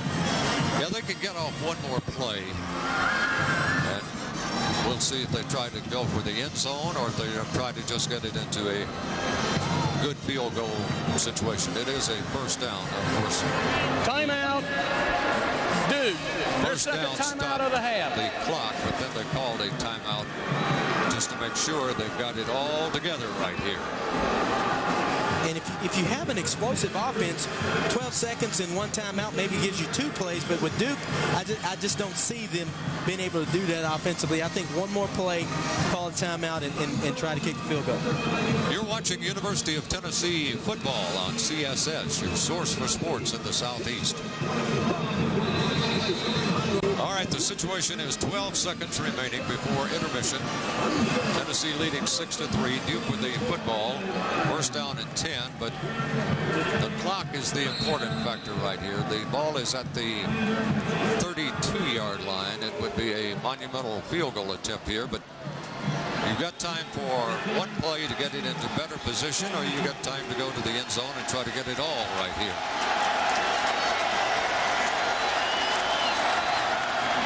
They run it for field position down to the 20 and maybe the 19-yard line, just a shade across the 20. In fact, that's where they're going to probably attempt their field goal because they've got 6 seconds in which to do that. Covered 12 yards. Duke, their third and final timeout of the half. So Duke wants to go in at halftime tied, and that would put them, to be honest with you folks, in a dream position because very few people would have thought they would have been in position to tie Tennessee at the end of the first half. A good call on the draw. Tennessee maybe expecting him to throw the football. Good call, picks up some good yards, puts him in position to tie this ball game 6-6. But 2 things, a good drive here by Duke. This has been a great drive, nothing fancy, a great drive, and they're going to go in halftime tied 6-6 with Tennessee if they're able to convert this field goal. Brett Garber will be the man who's attempting it. He's already hit one big one here today, so oh man. After that performance against Alabama in overtime, you kind of expected to come in and see some wide open, exciting offense, saying, hey, Tennessee's got their confidence back, but it hasn't happened. 25-point favorite, and they're going to probably be tied at halftime. Here's the kick. It's on the way. It looks good. It is good. 37-yarder. 37-yarder, and the fans, they express their displeasure. I don't think those are Blues. I think they're saying Duke. Really? I'm an optimistic fan. Okay, that's the situation. It is 3-3, or 6-6 at the halftime. It was 3-3. Tennessee then finally took a lead, and then Duke comes back and ties them. It's all field goal all the time in the first half. And ties this ball game up, and that's where we are. Ball goes into the end zone, and Centerio Landrum will leave it there, and they'll put it in play. First down and 10 to go at the 20-yard line. So that's where the Duke Blue Devils will go to work. Let's be frank, there's been a lot of pressure on the Tennessee coaching staff, head coach Philip Fulmer, and on the offense in particular this first half of the season. And you can bet, unless there's a dramatic change here in the second half, there's going to be increased pressure. Always, Tennessee fans the expectations are high, and trust me, Philip Fulmer has high expectations that he places on himself and his coaching staff, and trust me, they're doing all that they can do to get this offensive football team to where it should be, and Tennessee's been a second half football team, and they'll play their better football here in the second half. Dapolito, who ended the first half, is back at quarterback. He hands off to his tailback, Chris Douglas, and he dives straight ahead for sizable yardage. 9 of them, in fact. It's going to be only a yard shy of a first down and second down coming up. And Corey Campbell going to stop him. Just good power football. Lead fullback. Chris Douglas finding the hole. Jabril Wilson, the first player to get to him, and Corey Campbell helps bring him down. Jabril Wilson probably has been the most solid of the Tennessee defenders here tonight, in that he's been around the football virtually all night. Dapolito at quarterback steps back, hands to his tailback. They run it straight ahead. Once again, Chris Douglas, and he should have the first down. He needed 1. He got pretty close to 3. So it's first down and 10 to go, Blue Devils. And their idea here now, obviously, as we have seen this evolve through the night, is to just run that football and throw when you have to, and maybe a couple of times when Tennessee's not expecting it, just enough to keep them a little bit off balance, but trying to control the football, trying to control the scoreboard, keep it within their reach. That's what they want to do. Vols have somebody down injured. Looks like it may be Paris Harrelson. Paris Harrelson. Can't afford to lose anybody. Not a soul, but this man is a must, and they already have lost J.T. Mapu, so there are your 2 most consistent defensive players in the past few ball games on the defensive front, and they're both down. Mapu has elbow problem. He is doubtful for the rest of this game. Paris Harrelson there, you see him on his knees and going to take on the runner, and I think he's on his knees and just gets bent back. There you see Harrelson coming in, making a play. There you see Greg Jones falling on him, his own man. So it'll take a little bit of time with the training staff out here to work with Paris. And there's Philip Fulmer pacing the sidelines, trying to find an answer to what's a puzzling problem right now, and that's the offense. At the moment, it's the defense, though. Duke just picked up a first down and comes out moving the football here in the second half. And a big concern for Philip Fulmer, because he needs those 2 players to win this football game, and he's definitely going to need Mapu and Harrelson next week when the Vols travel down to Miami to face the Hurricanes. Concerned defensive coordinator looking on, John Chavis. There's John Chavis and Dr. Valjean Ivan, the team physician. And Harrelson sitting up, that's a good sign. I tell you, if anybody can take a shot like that, is Paris Harrelson. Got his nose broke in the preseason, Bob, and doesn't want to sit out. Comes back to practice and missed 1 day. Missed 1 day with a broken nose. And he's going off, obviously, under his own power. And he is a treat. If you ever get a chance to sit down and talk to Paris Harrelson, he is a treat. Loves the game of football, loves being here in Tennessee. He's a Mississippi guy that really loves the fact that he's a volunteer. If you had a whole football team full of this guy, you would have about the most emotional team in America. Okay, here's Duke back with Chris Douglas at tailback. 2 receivers set. They give it off to Douglas. He runs right over his left tackle and gets positive yardage out across the 35 to close to the 37. Got about 5 yards on it.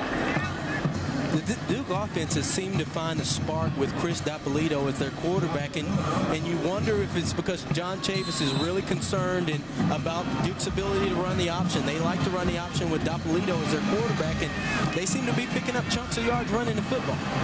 Once again, it was Jabril Wilson who came up that last play and made the stop. 3 receivers set left this time. Nobody to the right. Now they bring a man in motion back as an H-back. And off once again to Douglas. And once again, it is Kevin Burnett hitting him, but not until he picked up maybe a yard. Kevin Burnett and Mondre Dickerson there on the stop. Kevin Burnett is just now starting to get his legs back on him. He's a kid that missed all of last season with a knee injury and felt like coming back early, just didn't feel like himself, didn't have the speed, didn't have the range, and feels like now he's 100% ready to play football. It's a 4-receiver set with 3 of them at the bottom of your screen as we look now at a 3rd down and 4. Dappolito will back up in the shotgun. Now he runs the draw.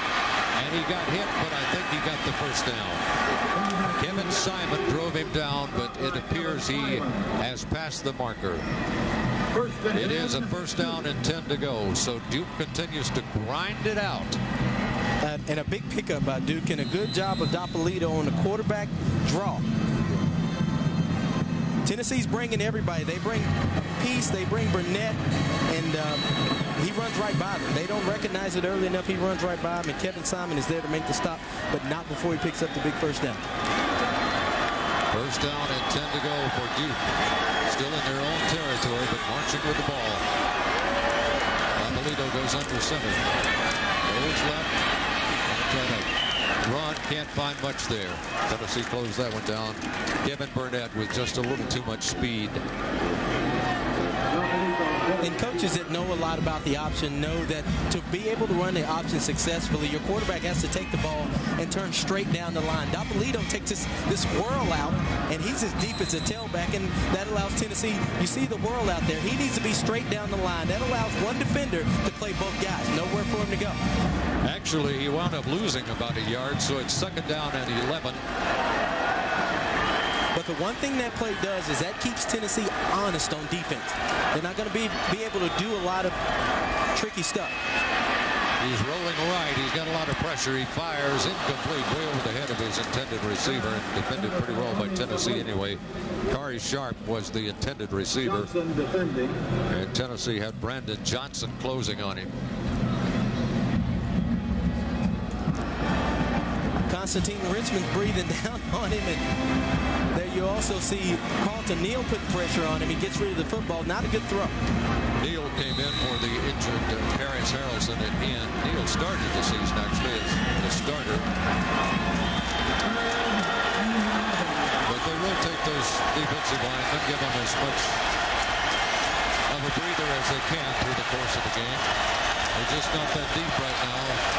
Once you get past the front line, man, there's a pretty good drop-off. Here is Del Amelito throwing and completing and breaking one tackle is Cedric Dargan.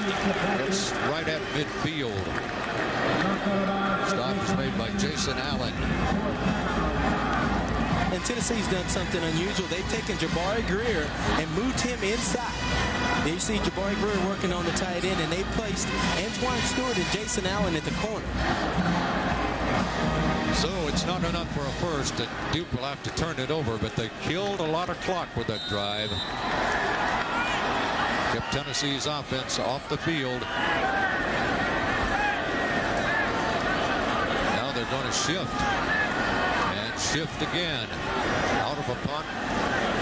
Back into a punt formation. Trying to draw Tennessee, I guess, offsides. Remember, 5 yards would be a first down.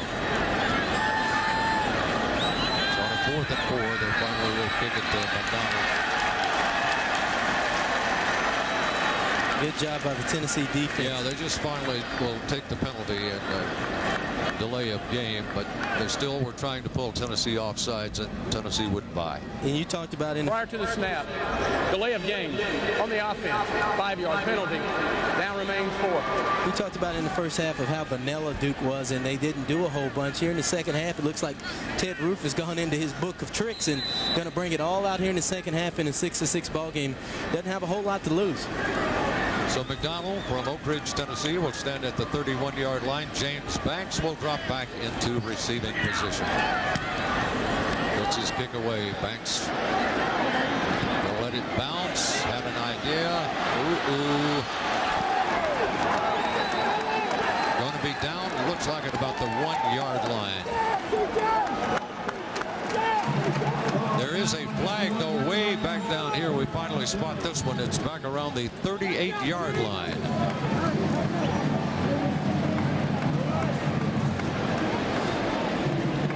The punt covered 44 yards, but apparently it's coming back.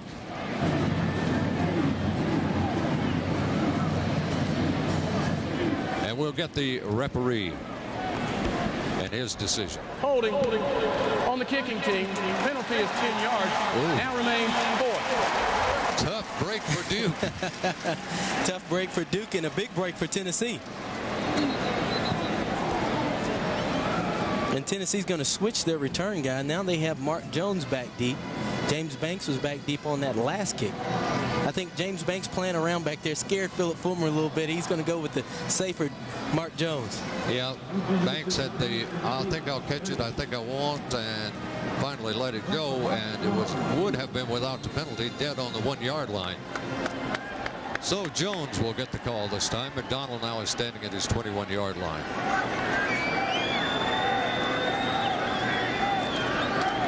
Clean snap. Jones got a little bit of room, a lot of room, across the 45 to the 46. Here comes a flag, though. And my guess is that's going to be against Tennessee. Seldom ever against the kicking team in a case like that after the ball is kicked.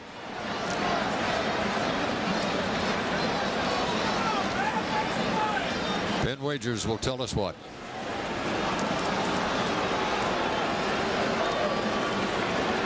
Tennessee now is pretty close to 100 yards and penalties here. Well, into the 80s right now. And during the return, illegal block in the back. On the return team, penalty is 10 yards. First down, Tennessee. And that's what Philip Fulmer has talked about. You know, we make a good play and then we shoot ourselves in the foot with a bad play. You're watching University of Tennessee football on CSS, your source for sports in the Southeast. All right, it's 6-6. Tennessee's got their hands on the football after sitting on the sidelines for a long time. Let's see what they can do. What they can do is pretty good right there. Big hole for Jabari Davis down to the Duke 40-yard line. A quick pop in the middle. Obviously got a couple of good blocks up front. And finally, the cornerback, Brian Green, had to drag him down. All 225 pounds of it. Good blocks up front, just good blocking straight up the middle. Jabari Davis is in the third level of defense before they know what hit him. So it's first down and 10 to go. Nice play there by the Tennessee offense. Let's see if the team can continue that. They give the quick handoff again, and this time a couple of yards or so, and that's about it. Jabari is knocked down by the left side of the Duke line. Casey Camaro, defensive end. Orrin Thompson, a defensive tackle at the bottom of the pile. Clausen looks to Randy Sanders on the sidelines for some guidance. Another look. There you see they pull in Anthony Herrera. Good block there by the tight end, Victor McClure. No, that's not the long run. Sorry about that. Second down, 10 yards to go. Once again, they stay on the ground, and it's driving with the ball. Davis far short of a first down, though. Giuseppe Agano, linebacker, made the stop. Got to get 5 out of it. And Jabari is one of those backs that he gets better as the game goes on. I mean, you put him in there initially, he's picking up 2-3 yards a carry, and then as the game starts to wear on, those 2-3 yard carries start to turn into 8 to 9 yard gains. Well, what do you do right here? It's third down and 5. Ground game is working pretty good. Do you stay with it for the 5, or do you go to the air? Third and 5. They're going to try to work James Banks one-on-one on the outside. I think Duke is going to roll to cover 2 and negate that. Swain is on the far outside. They look, and they got the complete. Tony Brown. Brown across the defense and found him just barely open. Too close for comfort. Oh, man, was it ever. I tell you, you can't throw this ball any closer. I mean, Casey puts this thing, that's tight. Actually, it looks like the Duke defender had a hand in there. John Talley had an opportunity to pick that ball off. Tennessee catches a break there and comes up. Tony Brown comes up with a big first down. First down and 10 to go. Ball at the 26-yard line of Duke. We're in a 6-6 field goal game right now.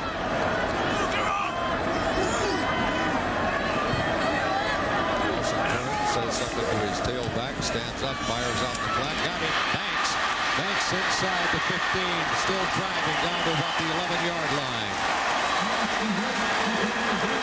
I'm sorry, it's Tony Brown. 81, not 11. When I see a guy drive like that, I kind of look for Banks to be the man, but that was Tony Brown. Tony Brown matched up against Ryan Green, and they're going to throw that, what they call a hitch. He does a good job of spinning out of it and picking up extra yards. Catch the football, spin out quick. Green has to get some help to bring him down.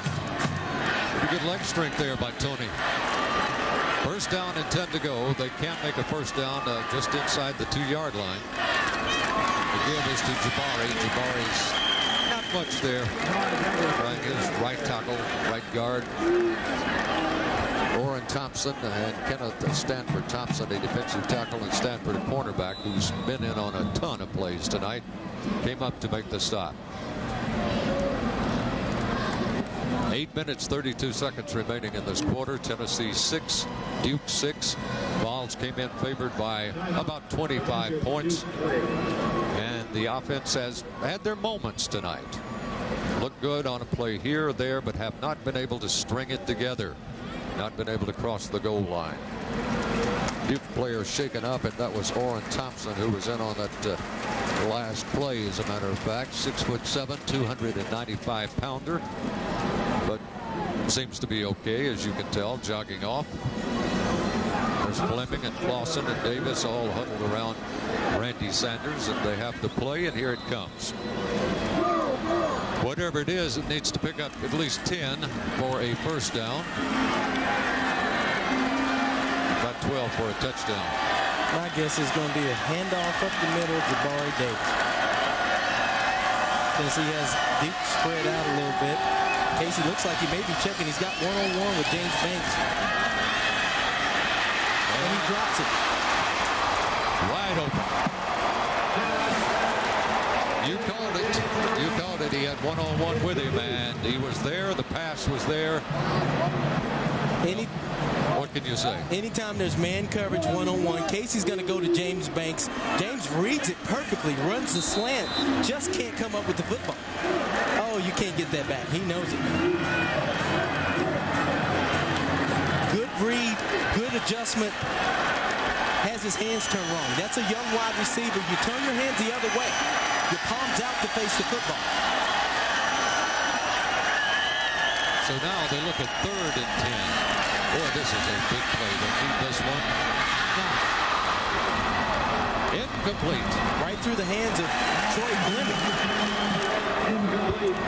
Casey has 2 sure-hand guys drop touchdown passes on him on this drive. Good protection there. Plenty of time. Maybe a little high for Fleming, but still catchable, though. He needs to make that catch, and he knows it. All right, it'll be a 29-yard field goal here by Fleming, by Wilhoit. Fleming's going to drop the pass. James Wilhoit will attempt to put Tennessee ahead. His kick is on the way.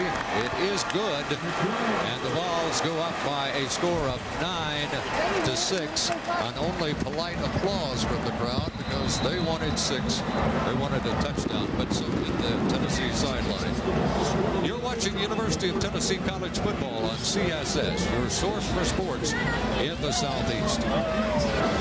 Well, there you see the scene here. The attendance tonight, a little over 104,000. 104,000 and about 700. I think the only thing you can see maybe is a lack of concentration on the part of the receivers there, Terrence. You have been in that position. You were a receiver. Sometimes you take your eye off of it for 1/100th of a second and you're lost, but really both balls were catchable. And when you think about the Alabama game, James Banks dropped a wide open touchdown in the end zone, hit him right in the hands. Seems to be a kid that when he's not challenged, he just doesn't concentrate and drops the ball. You put 2 guys on him and throw it to him, he makes incredible catches. I mean, bounce it off someone else. Exactly. That's just inexperience, and trust me, he'll get that over time. Good protection on this drive by the offensive line. Casey, all the time in the world, and just over the outstretched arms of Troy Fleming. That one may have been, in Fleming's defense, just about 6 inches too tall. I think Fleming was expecting him to hit him low and inside. There's the scoring drive. 9 plays, 54 yards, 3:19 off the clock. Santerio Landrum is standing deep waiting for Wilhoit's kick.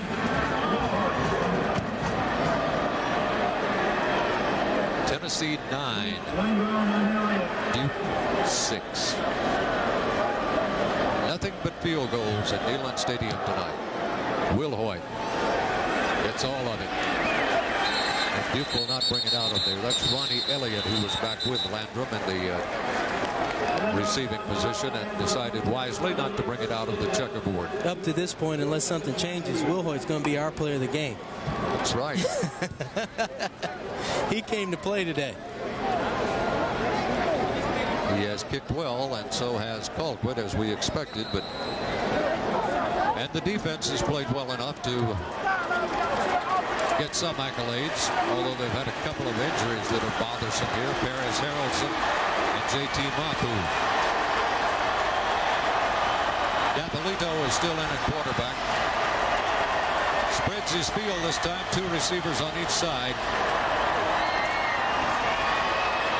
Gets a little pressure from behind, but not quite there in time. Completes his pass to Chris Douglas coming out of the backfield and covers 8 yards before he's dropped by Robert Peace. And what a tremendous play by Robert Peace. He, at the middle linebacker position, he's going to run from his position and make this play all the way on the outside. You see the hustle there by Robert Peace. I think we had a holding on that one, but it wasn't called. We do have a player down.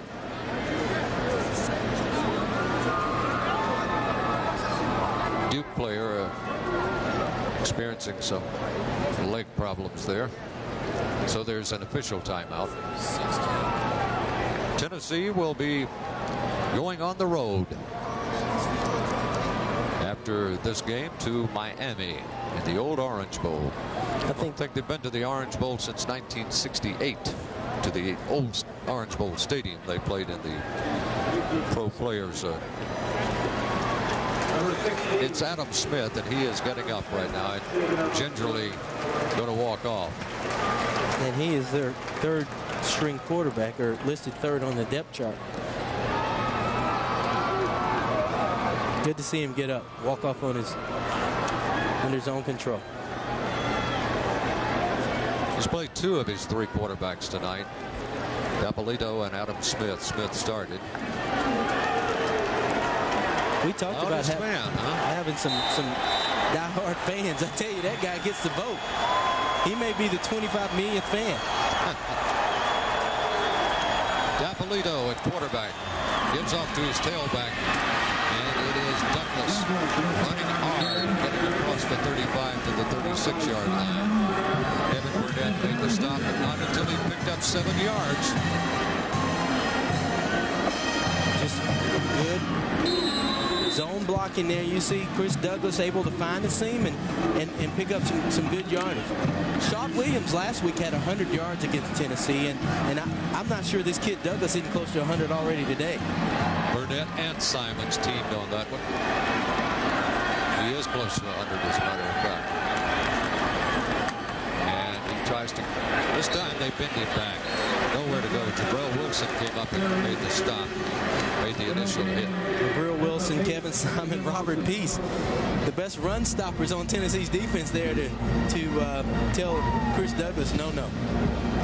He reminds me a lot, Chris Douglas, of Cedric Cobb, the tailback at Arkansas. Not because he wears number 4, but just because of the way he glides. He glides, doesn't seem like he's picking up a lot of yards, but able just to move the football. 2nd down and 10 yards to go. 0 gain on that one. 3 receivers set this time for the Blue Devils. They fake it to the tailback. On the throw, got a man open. Down to the 40, down to the 35, and run out of bounds around the 34-yard line is the tight end, Andy Rowland. Kevin Simon trailing on the play, and Simon drove him out, but not until he picked up a big chunk of yardage. And Andy Rowland has been a good target for Dapolito. They're going to catch Kevin Simon, I think, in coverage against the tight end there. He's trying to find the tight end, and he struggled this year trying to cover the tight end. Tell you what, picked up 32 yards, and this tight end could be a bigger factor as the game goes on, because Tennessee has not covered him well at all tonight. First down and 10 to go. Duke driving on Tennessee. Into the middle goes Cedric Dargan. Short yardage. 2 yards, to be honest with you. Andre Dickerson at the bottom of the pile. And Duke is doing the smart thing. Duke has decided, okay, we're going to run the football because you've lost Paris Harrelson and you lost J2 Mapu. They've got Carlton Neal in there and Justin Harrell, who's a freshman. And he's banged up a little bit. And he's banged up, and Duke decided to run the football on that side. 2nd down and 8 yards to go. Duke Blue Devils driving on Tennessee's defense. Once again, they go in the middle, and then blaring outside is Cedric Dargan for another nice gain. Good call. They go with their 3-wide bunt set to the wide field. They bring a wide receiver in motion, keep Tennessee off balance, and give the ball to Dargan. Got 8 yards out of it. Took another look. Dapolito out of the shotgun. Just straight give, but just the offensive set has Tennessee out of position. It was enough for a 1st down. They thought about bringing in the change, but then decided to wave them downfield. They get the 1st down margin. Duke 15, Tennessee 11.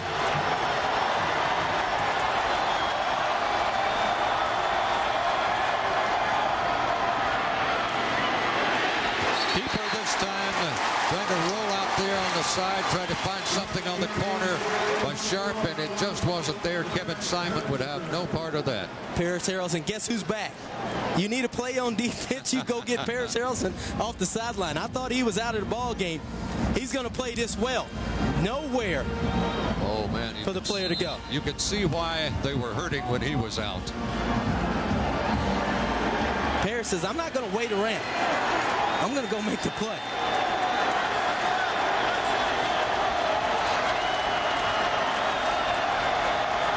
With the football is Duke looking now at a 2nd down and about 16. They run that delay, and it's going to be a big gain. Inside the 15, driven out at the 12-yard line is Cedric Dargan.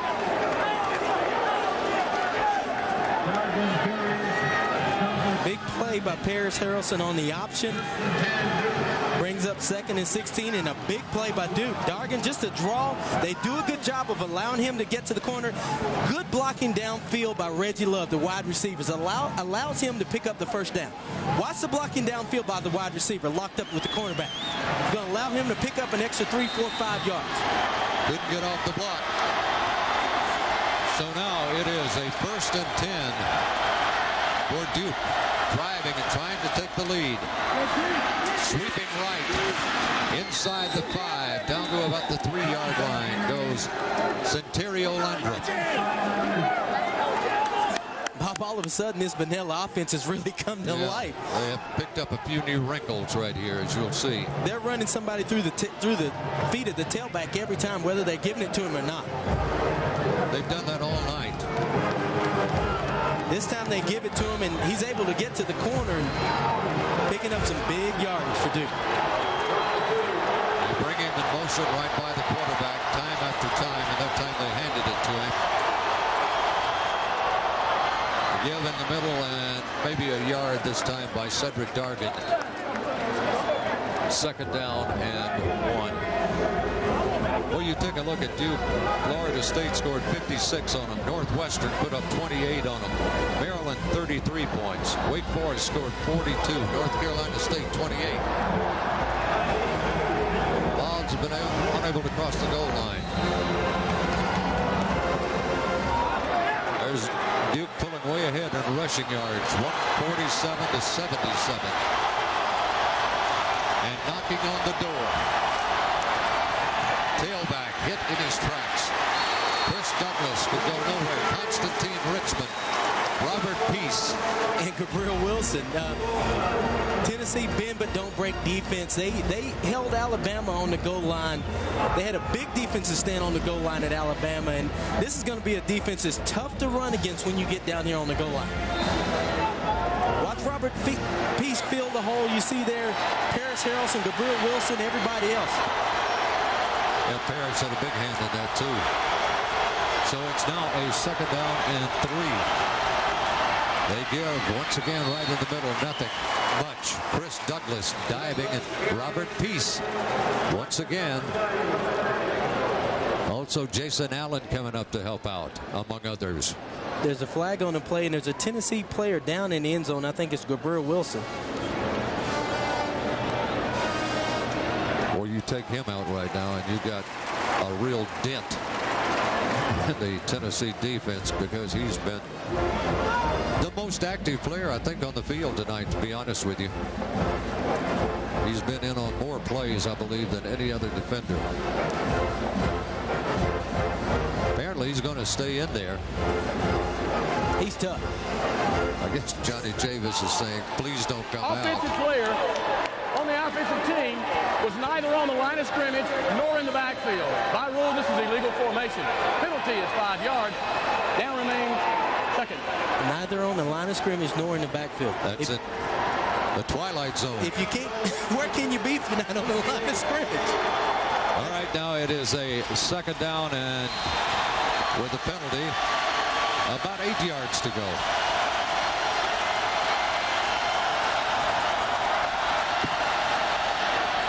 Lapolito throwing out of the end zone. Out of bounds. Wilson recovered nicely. He's right there with him. This was the tight end, Andy Rowland, that tried to get him matched up with the safety. They did that, but was running out of bounds when the ball was thrown. As you'll see right here, he's right there already, of course, well out. Wilson is right with him.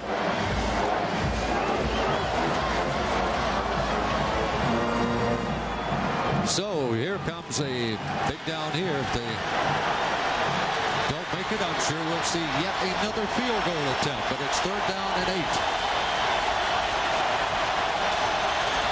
Lapolito in the shotgun, being pressured and sacked. Andre Dickerson.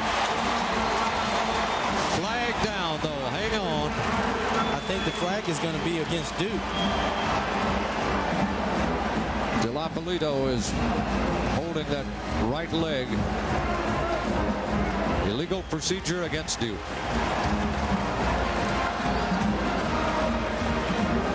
So they've had 2 quarterbacks shaken up here tonight.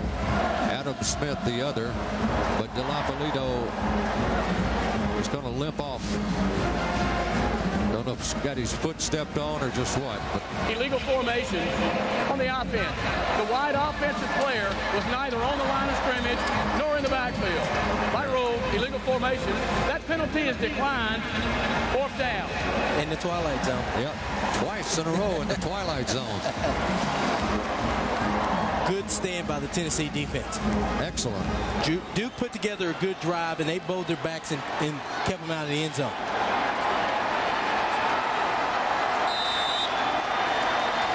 That's the lineup that is illegal, the formation.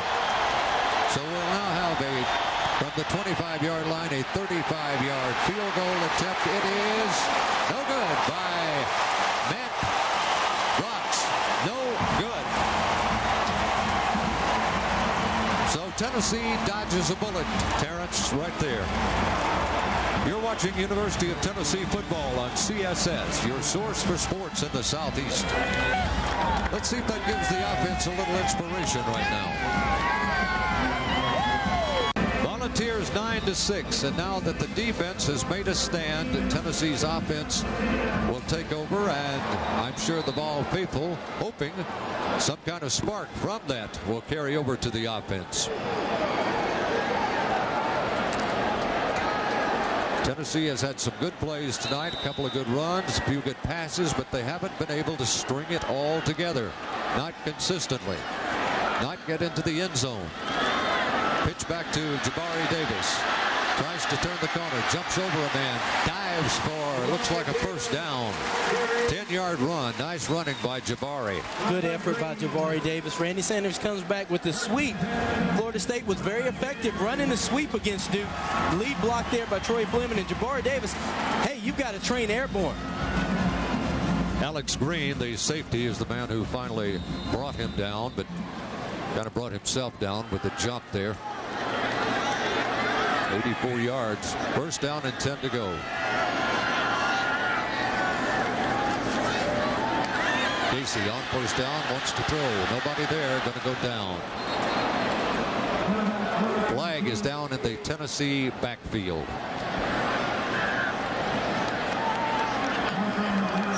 Where you probably suspect holding. It's going to be holding. I don't know if it's on the left side of the line, maybe Michael Munoz and Anthony Herrera on that side. That drives an old offensive lineman crazy. Holding on the offense. Penalty is 10 yards. Down remains first. So Tennessee picks up 10 yards on a nice run by Jabari. Let's see if we can see where the hold's going to come in. Then they retrace that 10 yards. I think that's going to be Scott Wells, the center. They got him a handful of jersey. That's the story of Tennessee's offense tonight. You gain 10, you lose 10. Still swimming upstream. The give is to Jabari. Bounces off of a would-be tackler, and not the second one, though, and really no gain. Terrell Smith, the safety, made the stop.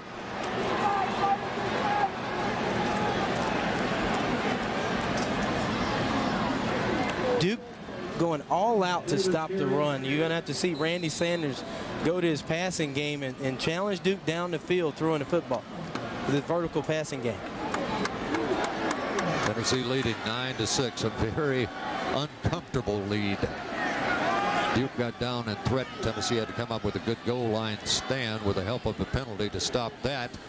Now they're stalled here. Clausen throwing. Got his man, C.J. Payton, but going to be far short of a first down. Got 10 yards, needed 20. C.J. Payton has been Casey Claus's favorite target in this ball game. So it'll be a third down now, maybe a little closer to 9 yards to go.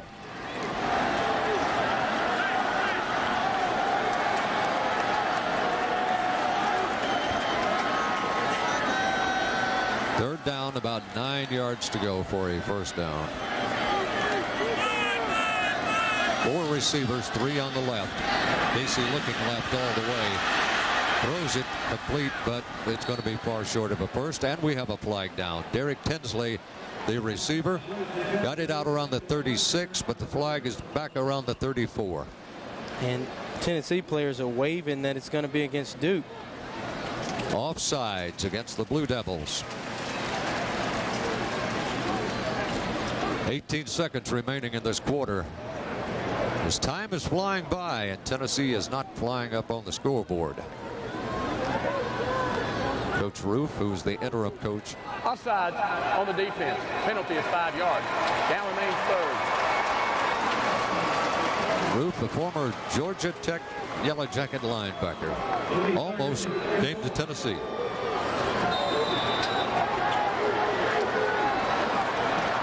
All right, here it comes. Third down. They need, about 4 yards to go for a first down.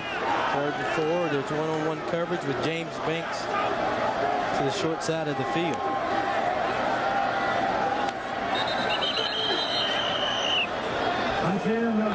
End of the quarter. They'll have to wait to try to pick up that first down in the fourth quarter. All fairness now to the offense. Remember, they did have a touchdown dropped, and possibly two. What, James Banks and then Troy Fleming on back-to-back plays. You're watching University of Tennessee football on CSS, your source for sports in the Southeast.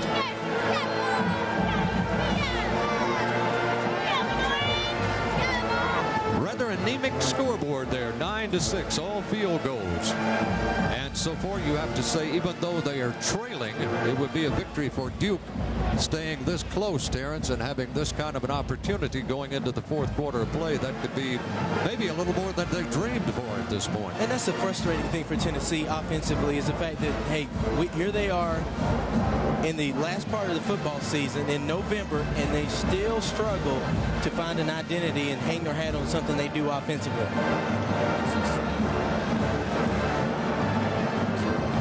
Tennessee been a bend but don't break defense, and they come up with a big stand. Duke on their goal line about to put the ball in the end zone. Tennessee comes up with a big stand. Plays by everybody. Paris Harrelson, Gabriel Wilson, Montre Dickerson, Robert Peace, a team effort. And they missed the field goal there. And Philip Fulmer breathes a sigh of relief. Well, you take this offensive performance to Miami next week, and you've got big problems, folks. I don't even want to begin to talk about it. Miami.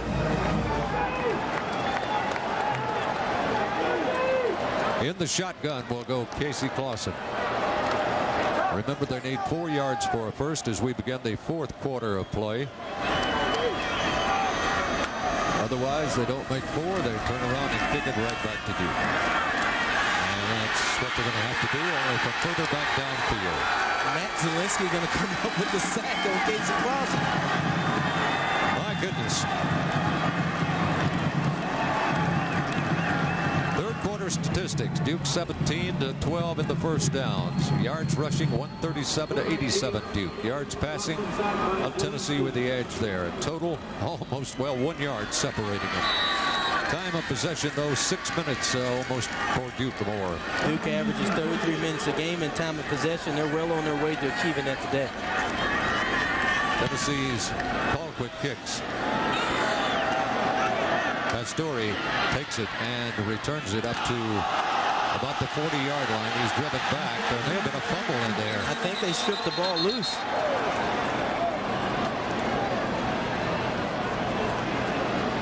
Everybody pointing their own direction here, but the referee's going to dig it out of there. Tennessee's got the football. Corey Larkins comes up with Larkins walks off the field with it. Let's see who made the play. The punt was for 40 yards, a little bit below Dustin's average. But let's watch it again, see if we can pick it out here. Troy Fleming going to strip it out. Yep. Number 27, Fleming was the man who got his hand on the arm and pulled it loose. Good play. Tennessee last week, Bob, had its first points of a whole year off of a turnover. They scored 3 points off a turnover at Alabama. First points off turnovers in the whole year. Well, let's see if they can take advantage of a monumental break right here. Pitch back to Davis. Davis running hard, still running hard. Down to the 20 and to the 19-yard line. Terrell Smith made the stop, but the J-Train had it in gear. The J-Train is on track. 18 yards on the pickup. And I think that puts him over 100 yards for the day.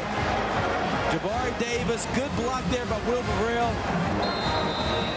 Just bounces off a tackler.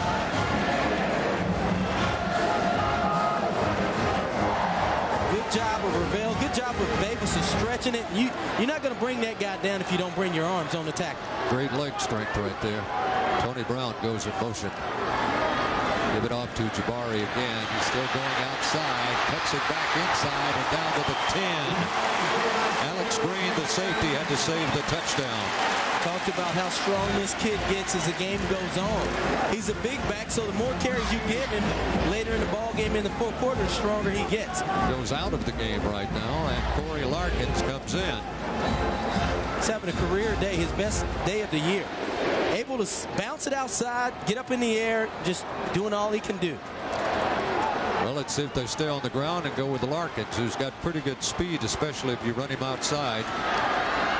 He bounced a couple outside against Alabama last week. Very impressive. They're going to throw complete, but not much on it. May have picked up a yard. Chris Hannon, the first catch of the night for him. If he picked up anything. Yeah, lucky to get that. Chris Hannon, another one of those young wide receivers that has promising potential.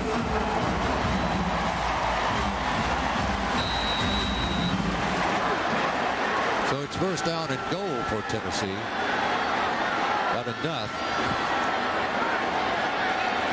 Well, they need to do something right here.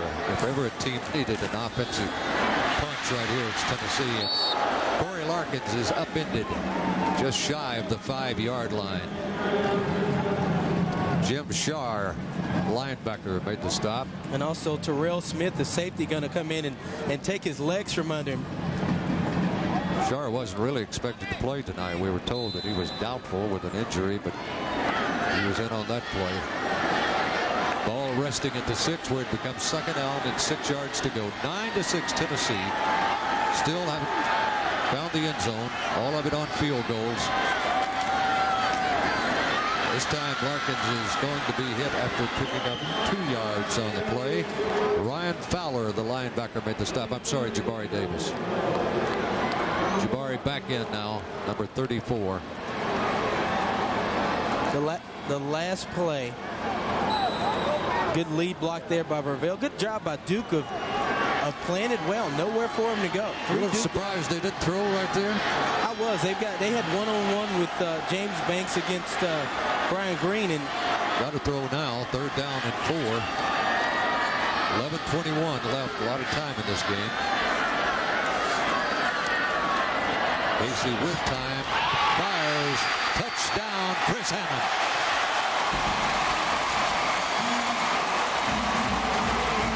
Right in the back of the end zone. Right inside the line. Rocket throw by Casey and a good catch by Hammond. He's happy. Very happy. Tennessee, two receivers in the same area there. Casey throws a dart to Chris Hammond. And what a great catch by the young wide receiver. Official didn't hesitate. So now Will Hoyt, after Tennessee gets their first touchdown, will try the extra point. It's up there, and it is good. And so the Volunteers take a 16-6 lead over Duke. You're watching University of Tennessee football on CSS, your source for sports in the Southeast. Smokey finally with something to cheer about as Tennessee gets across the goal line and stretches the lead out to 16-6. But we'll take one more look at the touchdown here, Terrence, and see a nice throw and even more impressive catch. Good protection, and they're going to go with the post, and Hannon does a good job of catching the ball and getting his feet in bounds. Sophomore, tons of potential. Boy, these wide receivers for Tennessee over the next couple of years are going to be really special. Yeah, you think about Meacham, who started the year as maybe the most talked about receiver on campus, and he hasn't played because of an injury. Probably won't play this year, but you got the youngster Brett Smith, who shows a lot of promise, and Swain and Hammond. What was last year and parts of this year a question mark might turn out to be the strength of the team next year. I would agree. Now, who's going to get the ball to him next year? That becomes your big question mark, and Terrence is lobbying for one James Banks. I've got my campaign going. I'm a one-man show at this point. So you don't put up a website? Oh, yeah. I'm a one-man show. I need some help. Anybody wants James Banks to play quarterback next year, jump on my bandwagon. Duke back to receive now. Elliott and Landrum are deep. Ronnie Elliott and Centerio Landrum. Will Hoyt kicks it about a foot deep into the end zone, and Landrum brings it out of there. And he's got room. He's got daylight. He's up to the 40, and he's up to the 45-yard line where he is knocked out of bounds. Tremendous return. So Tennessee gave back a chunk of yardage after their touchdown.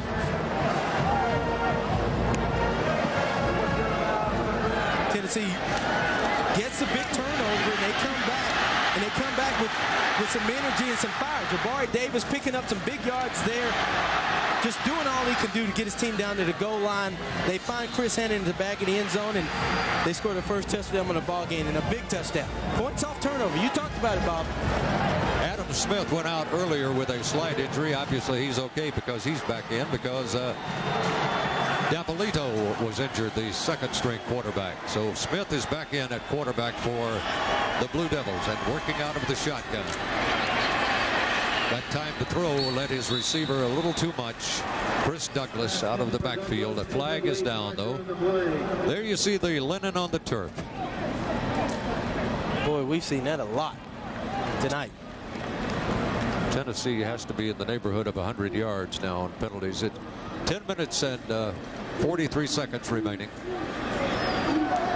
Offside on the defense. Penalty is 5 yards. Still remains first down. Philip Fulmer just frustrated head football coach. On the clean clock. 10 minutes, 50 seconds. Game clock. Well, there is Tennessee. Well, we're right. They're pretty close to 100. No, 1 yard shy. 9 penalties for 99 yards. And frustrating for the head coach because you wanted to come out and play your best football game today. You wanted to put it all together before you go down to Miami. You go down to Miami now with a lot of questions about consistent effort. You know, how do we get off to a quick start offensively? A lot of questions to carry down to Miami. After the penalty, it's 1st and 5.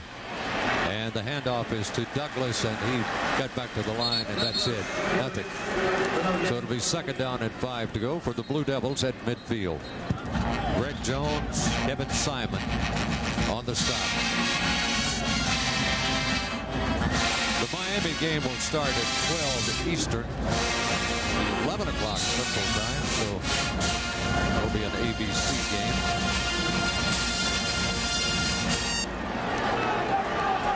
See Chris Douglas's numbers there, close to 100 on the day. Duke, by the way, has Georgia Tech, Clemson, and North Carolina remaining on their schedule. Straight ahead running this time, close to the 1st down marker is Chris Douglas. It looks like he's there. He got 5 yards. He needed 5. It could be over an inch one way or the other, though.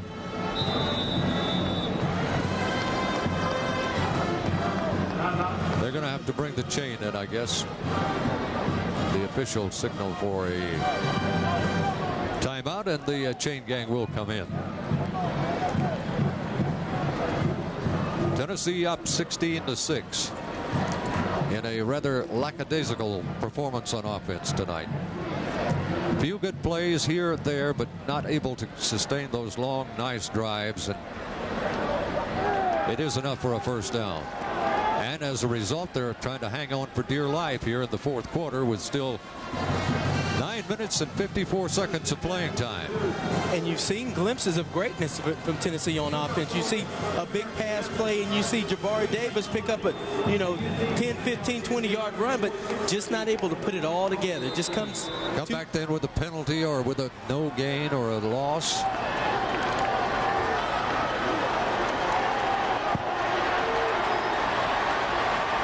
Duke, 1st down and 10 to go in Tennessee territory at the 45.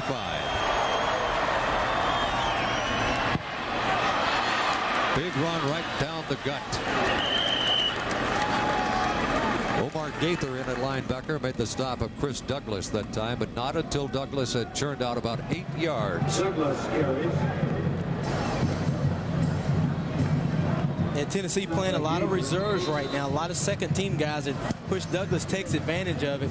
Just running a lot like Jabari Davis, just keeping the legs moving, not going to be denied. Dopolito is back in at quarterback, as you see. Smith had a couple plays. Dopolito back. He limped off the field at the end of the 3rd quarter, but he's obviously okay. They bounce it outside with Douglas, and he gets solid yardage across the 30 down to the Tennessee 28-yard line. Jabari Greer and Jabril Wilson had to come up and make the stop after another 8-yard gain. And this is a kid, Chris Douglas, who's had success not just here tonight against Tennessee. He's had success running the football against everybody that they've played. Just look at that. Good job of bouncing it. Tennessee had the good goal line stand. For the most part, the defense has played pretty well, but now they are beginning to bend on this drive. 8:50 to go. Duke marching. Dopolito goes out of the shotgun this time with 3 receivers set to the left, 1 to the right. Got hit just as he threw and got really racked up.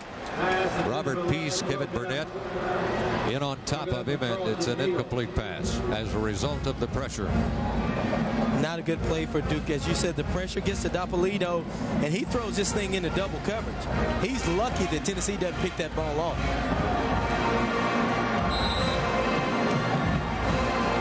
16-6. Looking at the scoreboard occasionally where the clock shows 8:45 to go. Trying to stop a Duke drive right here. It's 2nd down and 10. Good shot of Constantine Richmond. Dopolito steps up. May have changed the play. Gives it off to his tailback. And he's got big yardage. Down close to, and I think a 1st down. Once again, Chris Douglas driving. Got over 100 yards now.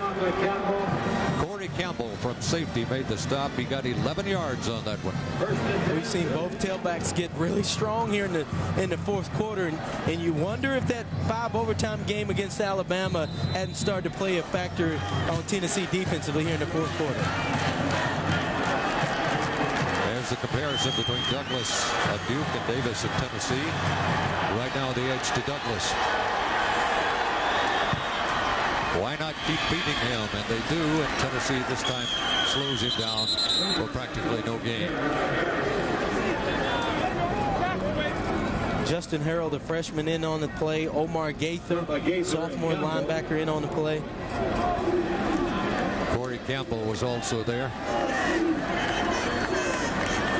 Nothing fancy, just a straight up to give middle. And a good job by Justin Harrell of stalemating the offensive player and really creating nowhere for Chris Douglas to go. He's going to be a good one in time. Of course, he's missed all the first half of the season with an injury, but trying to play himself into shape right now. Gabalito gonna drop back and give it off on a delay to his tailback, and Tennessee played it well. Chris Douglas has stopped. Greg Jones was one of the first to hit him.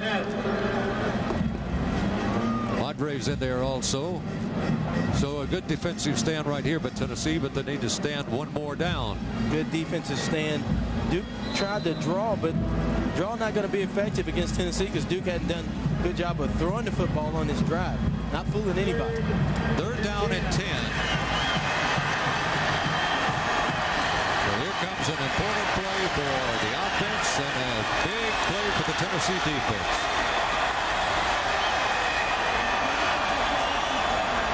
He's going to throw, and he throws the screen, and it's read beautifully. Robert Peace had no part of that. Robert said, I don't think so. Robert Peace, Tennessee's going to go man coverage all over the field. Robert Peace is responsible for Chris Douglas and makes an exceptional play. He lets everybody in. The rush comes in, then they drop it off. That's Peace's guy all the way. And he made sure Douglas went nowhere. So we'll have a field goal attempt now from the 28-yard line, a 38-yard effort. It's up there, and it is no good. That's 2 misses in a row for Brox. So Tennessee's defense does its job, and then they get some help from a missed field goal. Duke comes up empty. You're watching University of Tennessee College Football on CSS, your source for sports in the Southeast. Well, the clock shows 6 minutes and 13 seconds to go in this ball game. You people now stand up and sort of take a look at the exits. I think the fans here would like to see one good long drive by the Tennessee offense, though. That would leave a little better taste in the mouth here tonight if they could do that. There's the man who directs it, Randy Sanders. With Munoz, Clausen, and others on the offense. Tennessee, after Miami, has got, of course, conference games against Mississippi State, Vanderbilt, and Kentucky. Teams that they should be favored against, but quite frankly, Kentucky and Mississippi State are better than Duke. I don't want to downplay Duke, but they are. And Vanderbilt may be close to them. If you looked at this Tennessee schedule beginning of the season, you probably looked at that part of the schedule and said, okay, those are gimmies. But no, I think Tennessee will have to fight and scrap to win every ball game left on the schedule. I agree with you.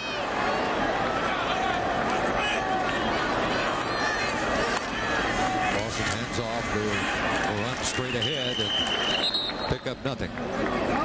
Gerald Riggs getting the shot there, number 31, and who's almost become a mystery man at the University of Tennessee.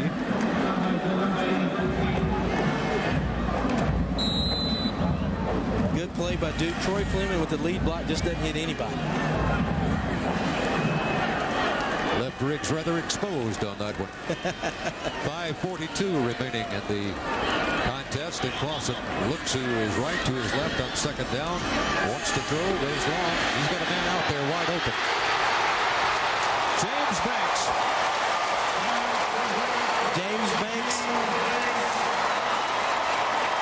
yards. Matched up against Brian Green. This is the one-on-one that we talked about when Tennessee was down on the goal line, and that's a mismatch. Any day, anywhere.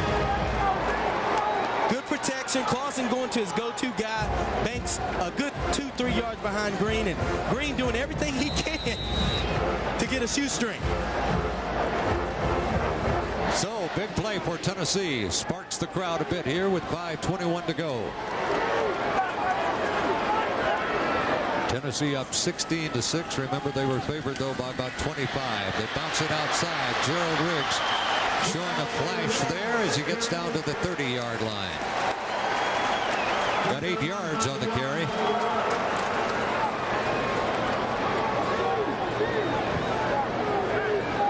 Gerald Riggs came into Tennessee as one of the highly touted running backs in the country. There is a good move by him right there. And Gerald Riggs is a kid that is going to get his shot at Tennessee. He just, right now it's tough to get into that rotation, tough to get a spot, but stay after it, stay hungry, keep working hard in practice, and you'll get your shot. Lawson 16 of 27 for over 200 yards now. And Troy Fleming, not much, but maybe enough.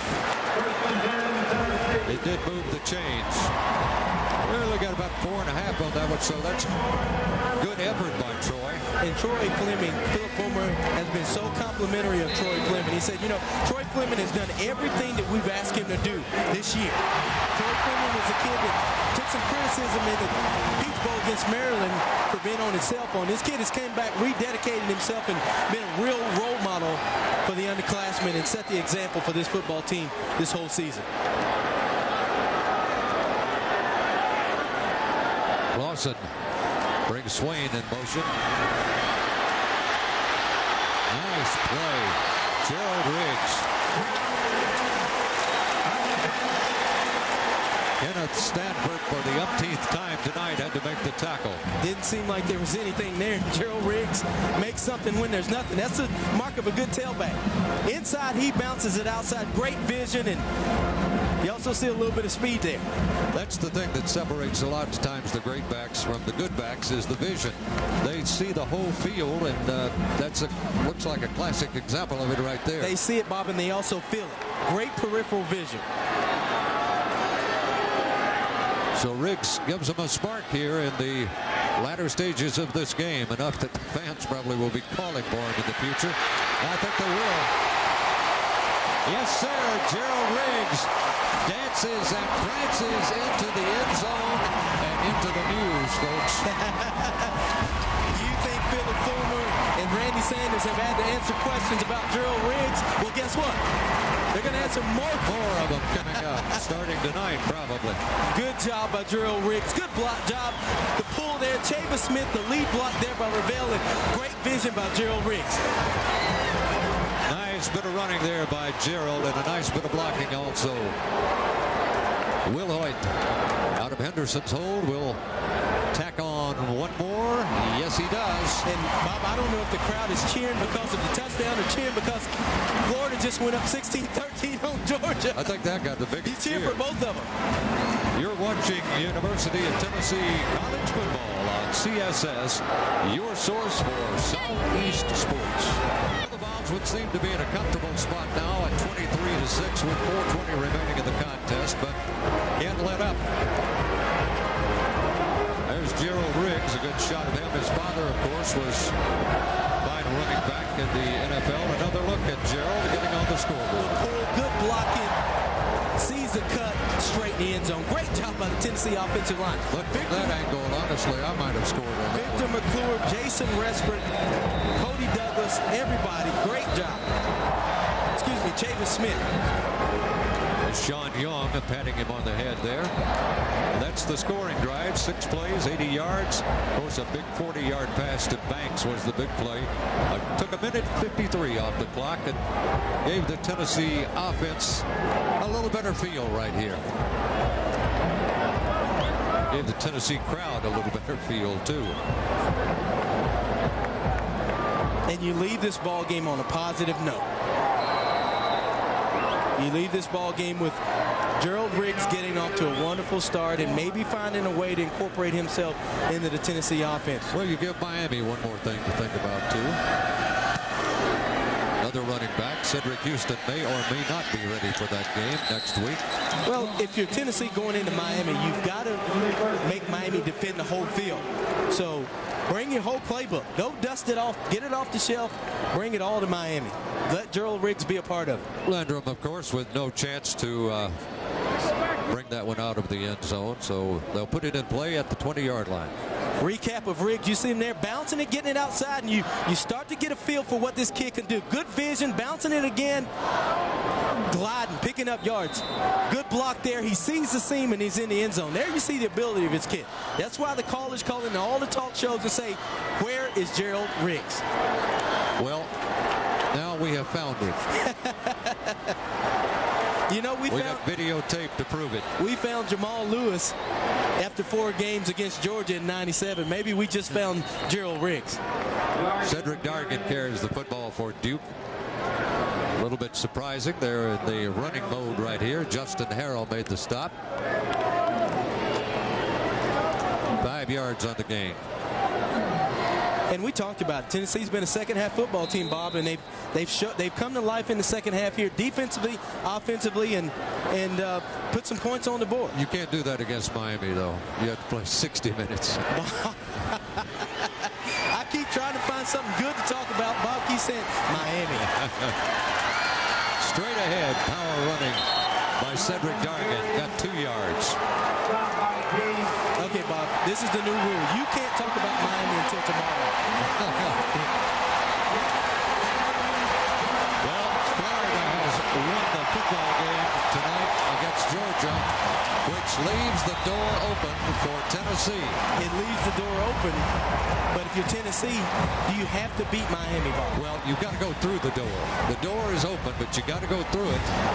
And so Tennessee has got a chance now. Boy, if anything should invigorate this team now, that bit of news, well, not necessarily for this game, but for the rest of the season. This game is pretty much history. 2:53 to go. Duke still trying and throwing and completing. Out to Lance Johnson, their fine wide receiver. And he's up to the 40-yard line.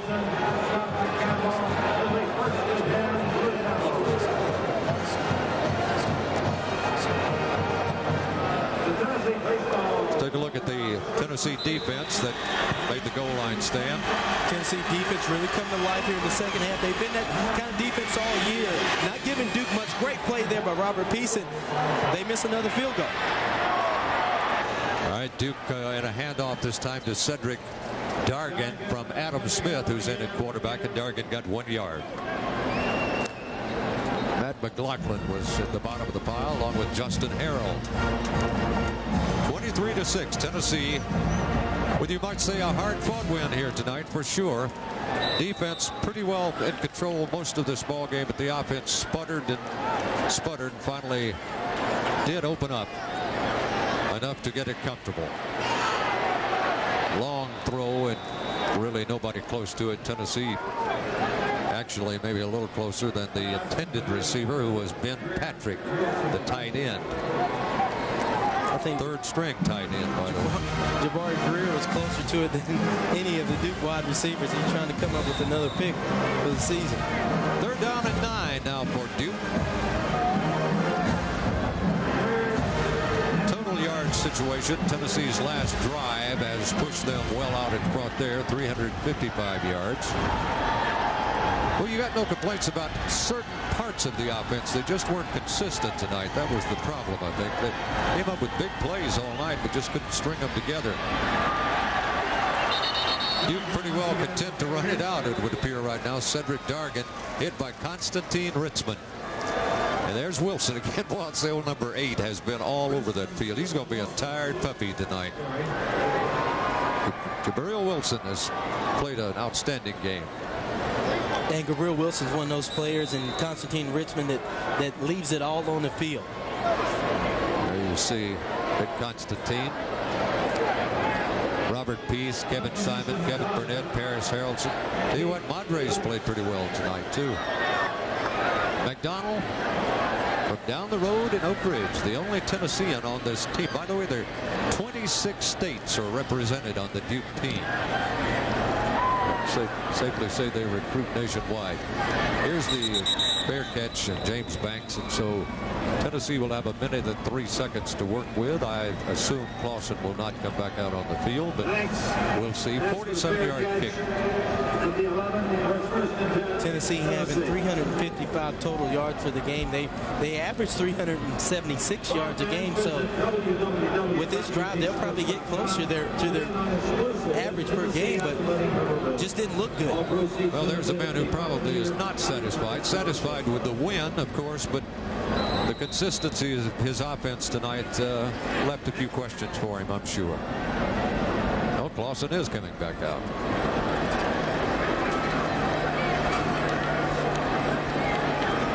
Coming back out, and Randy Sanders trying to send a message to his offense that I'm not happy with the way you performed tonight, and we're going to finish this one out.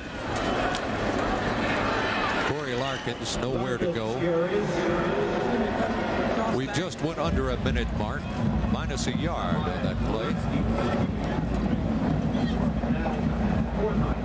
And Corey Larkins is a guy that also has another gear. He's a guy just like Gerald Riggs that gives you another gear, gives you different options at the tailback position. So for Tennessee going into Miami, you hope you have Cedric Houston healthy. You've got Jabari, J-Train Davis.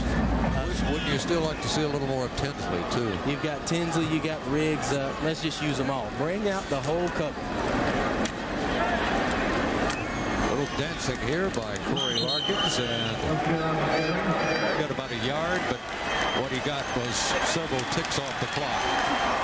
In fact, Tennessee will not have to take another snap. It's all over. Well, the homecoming crowd came and they got a victory. Probably wasn't exactly what they were looking for, but it was a victory. 23-6.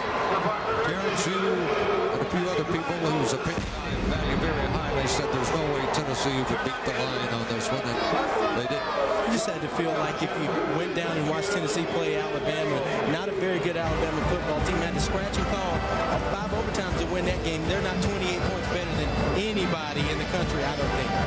Well, they got a victory here tonight. Now they've got to face Miami on the road. They got Mississippi State coming here, Kentucky. Of course, the last game on the road got Vanderbilt in here also.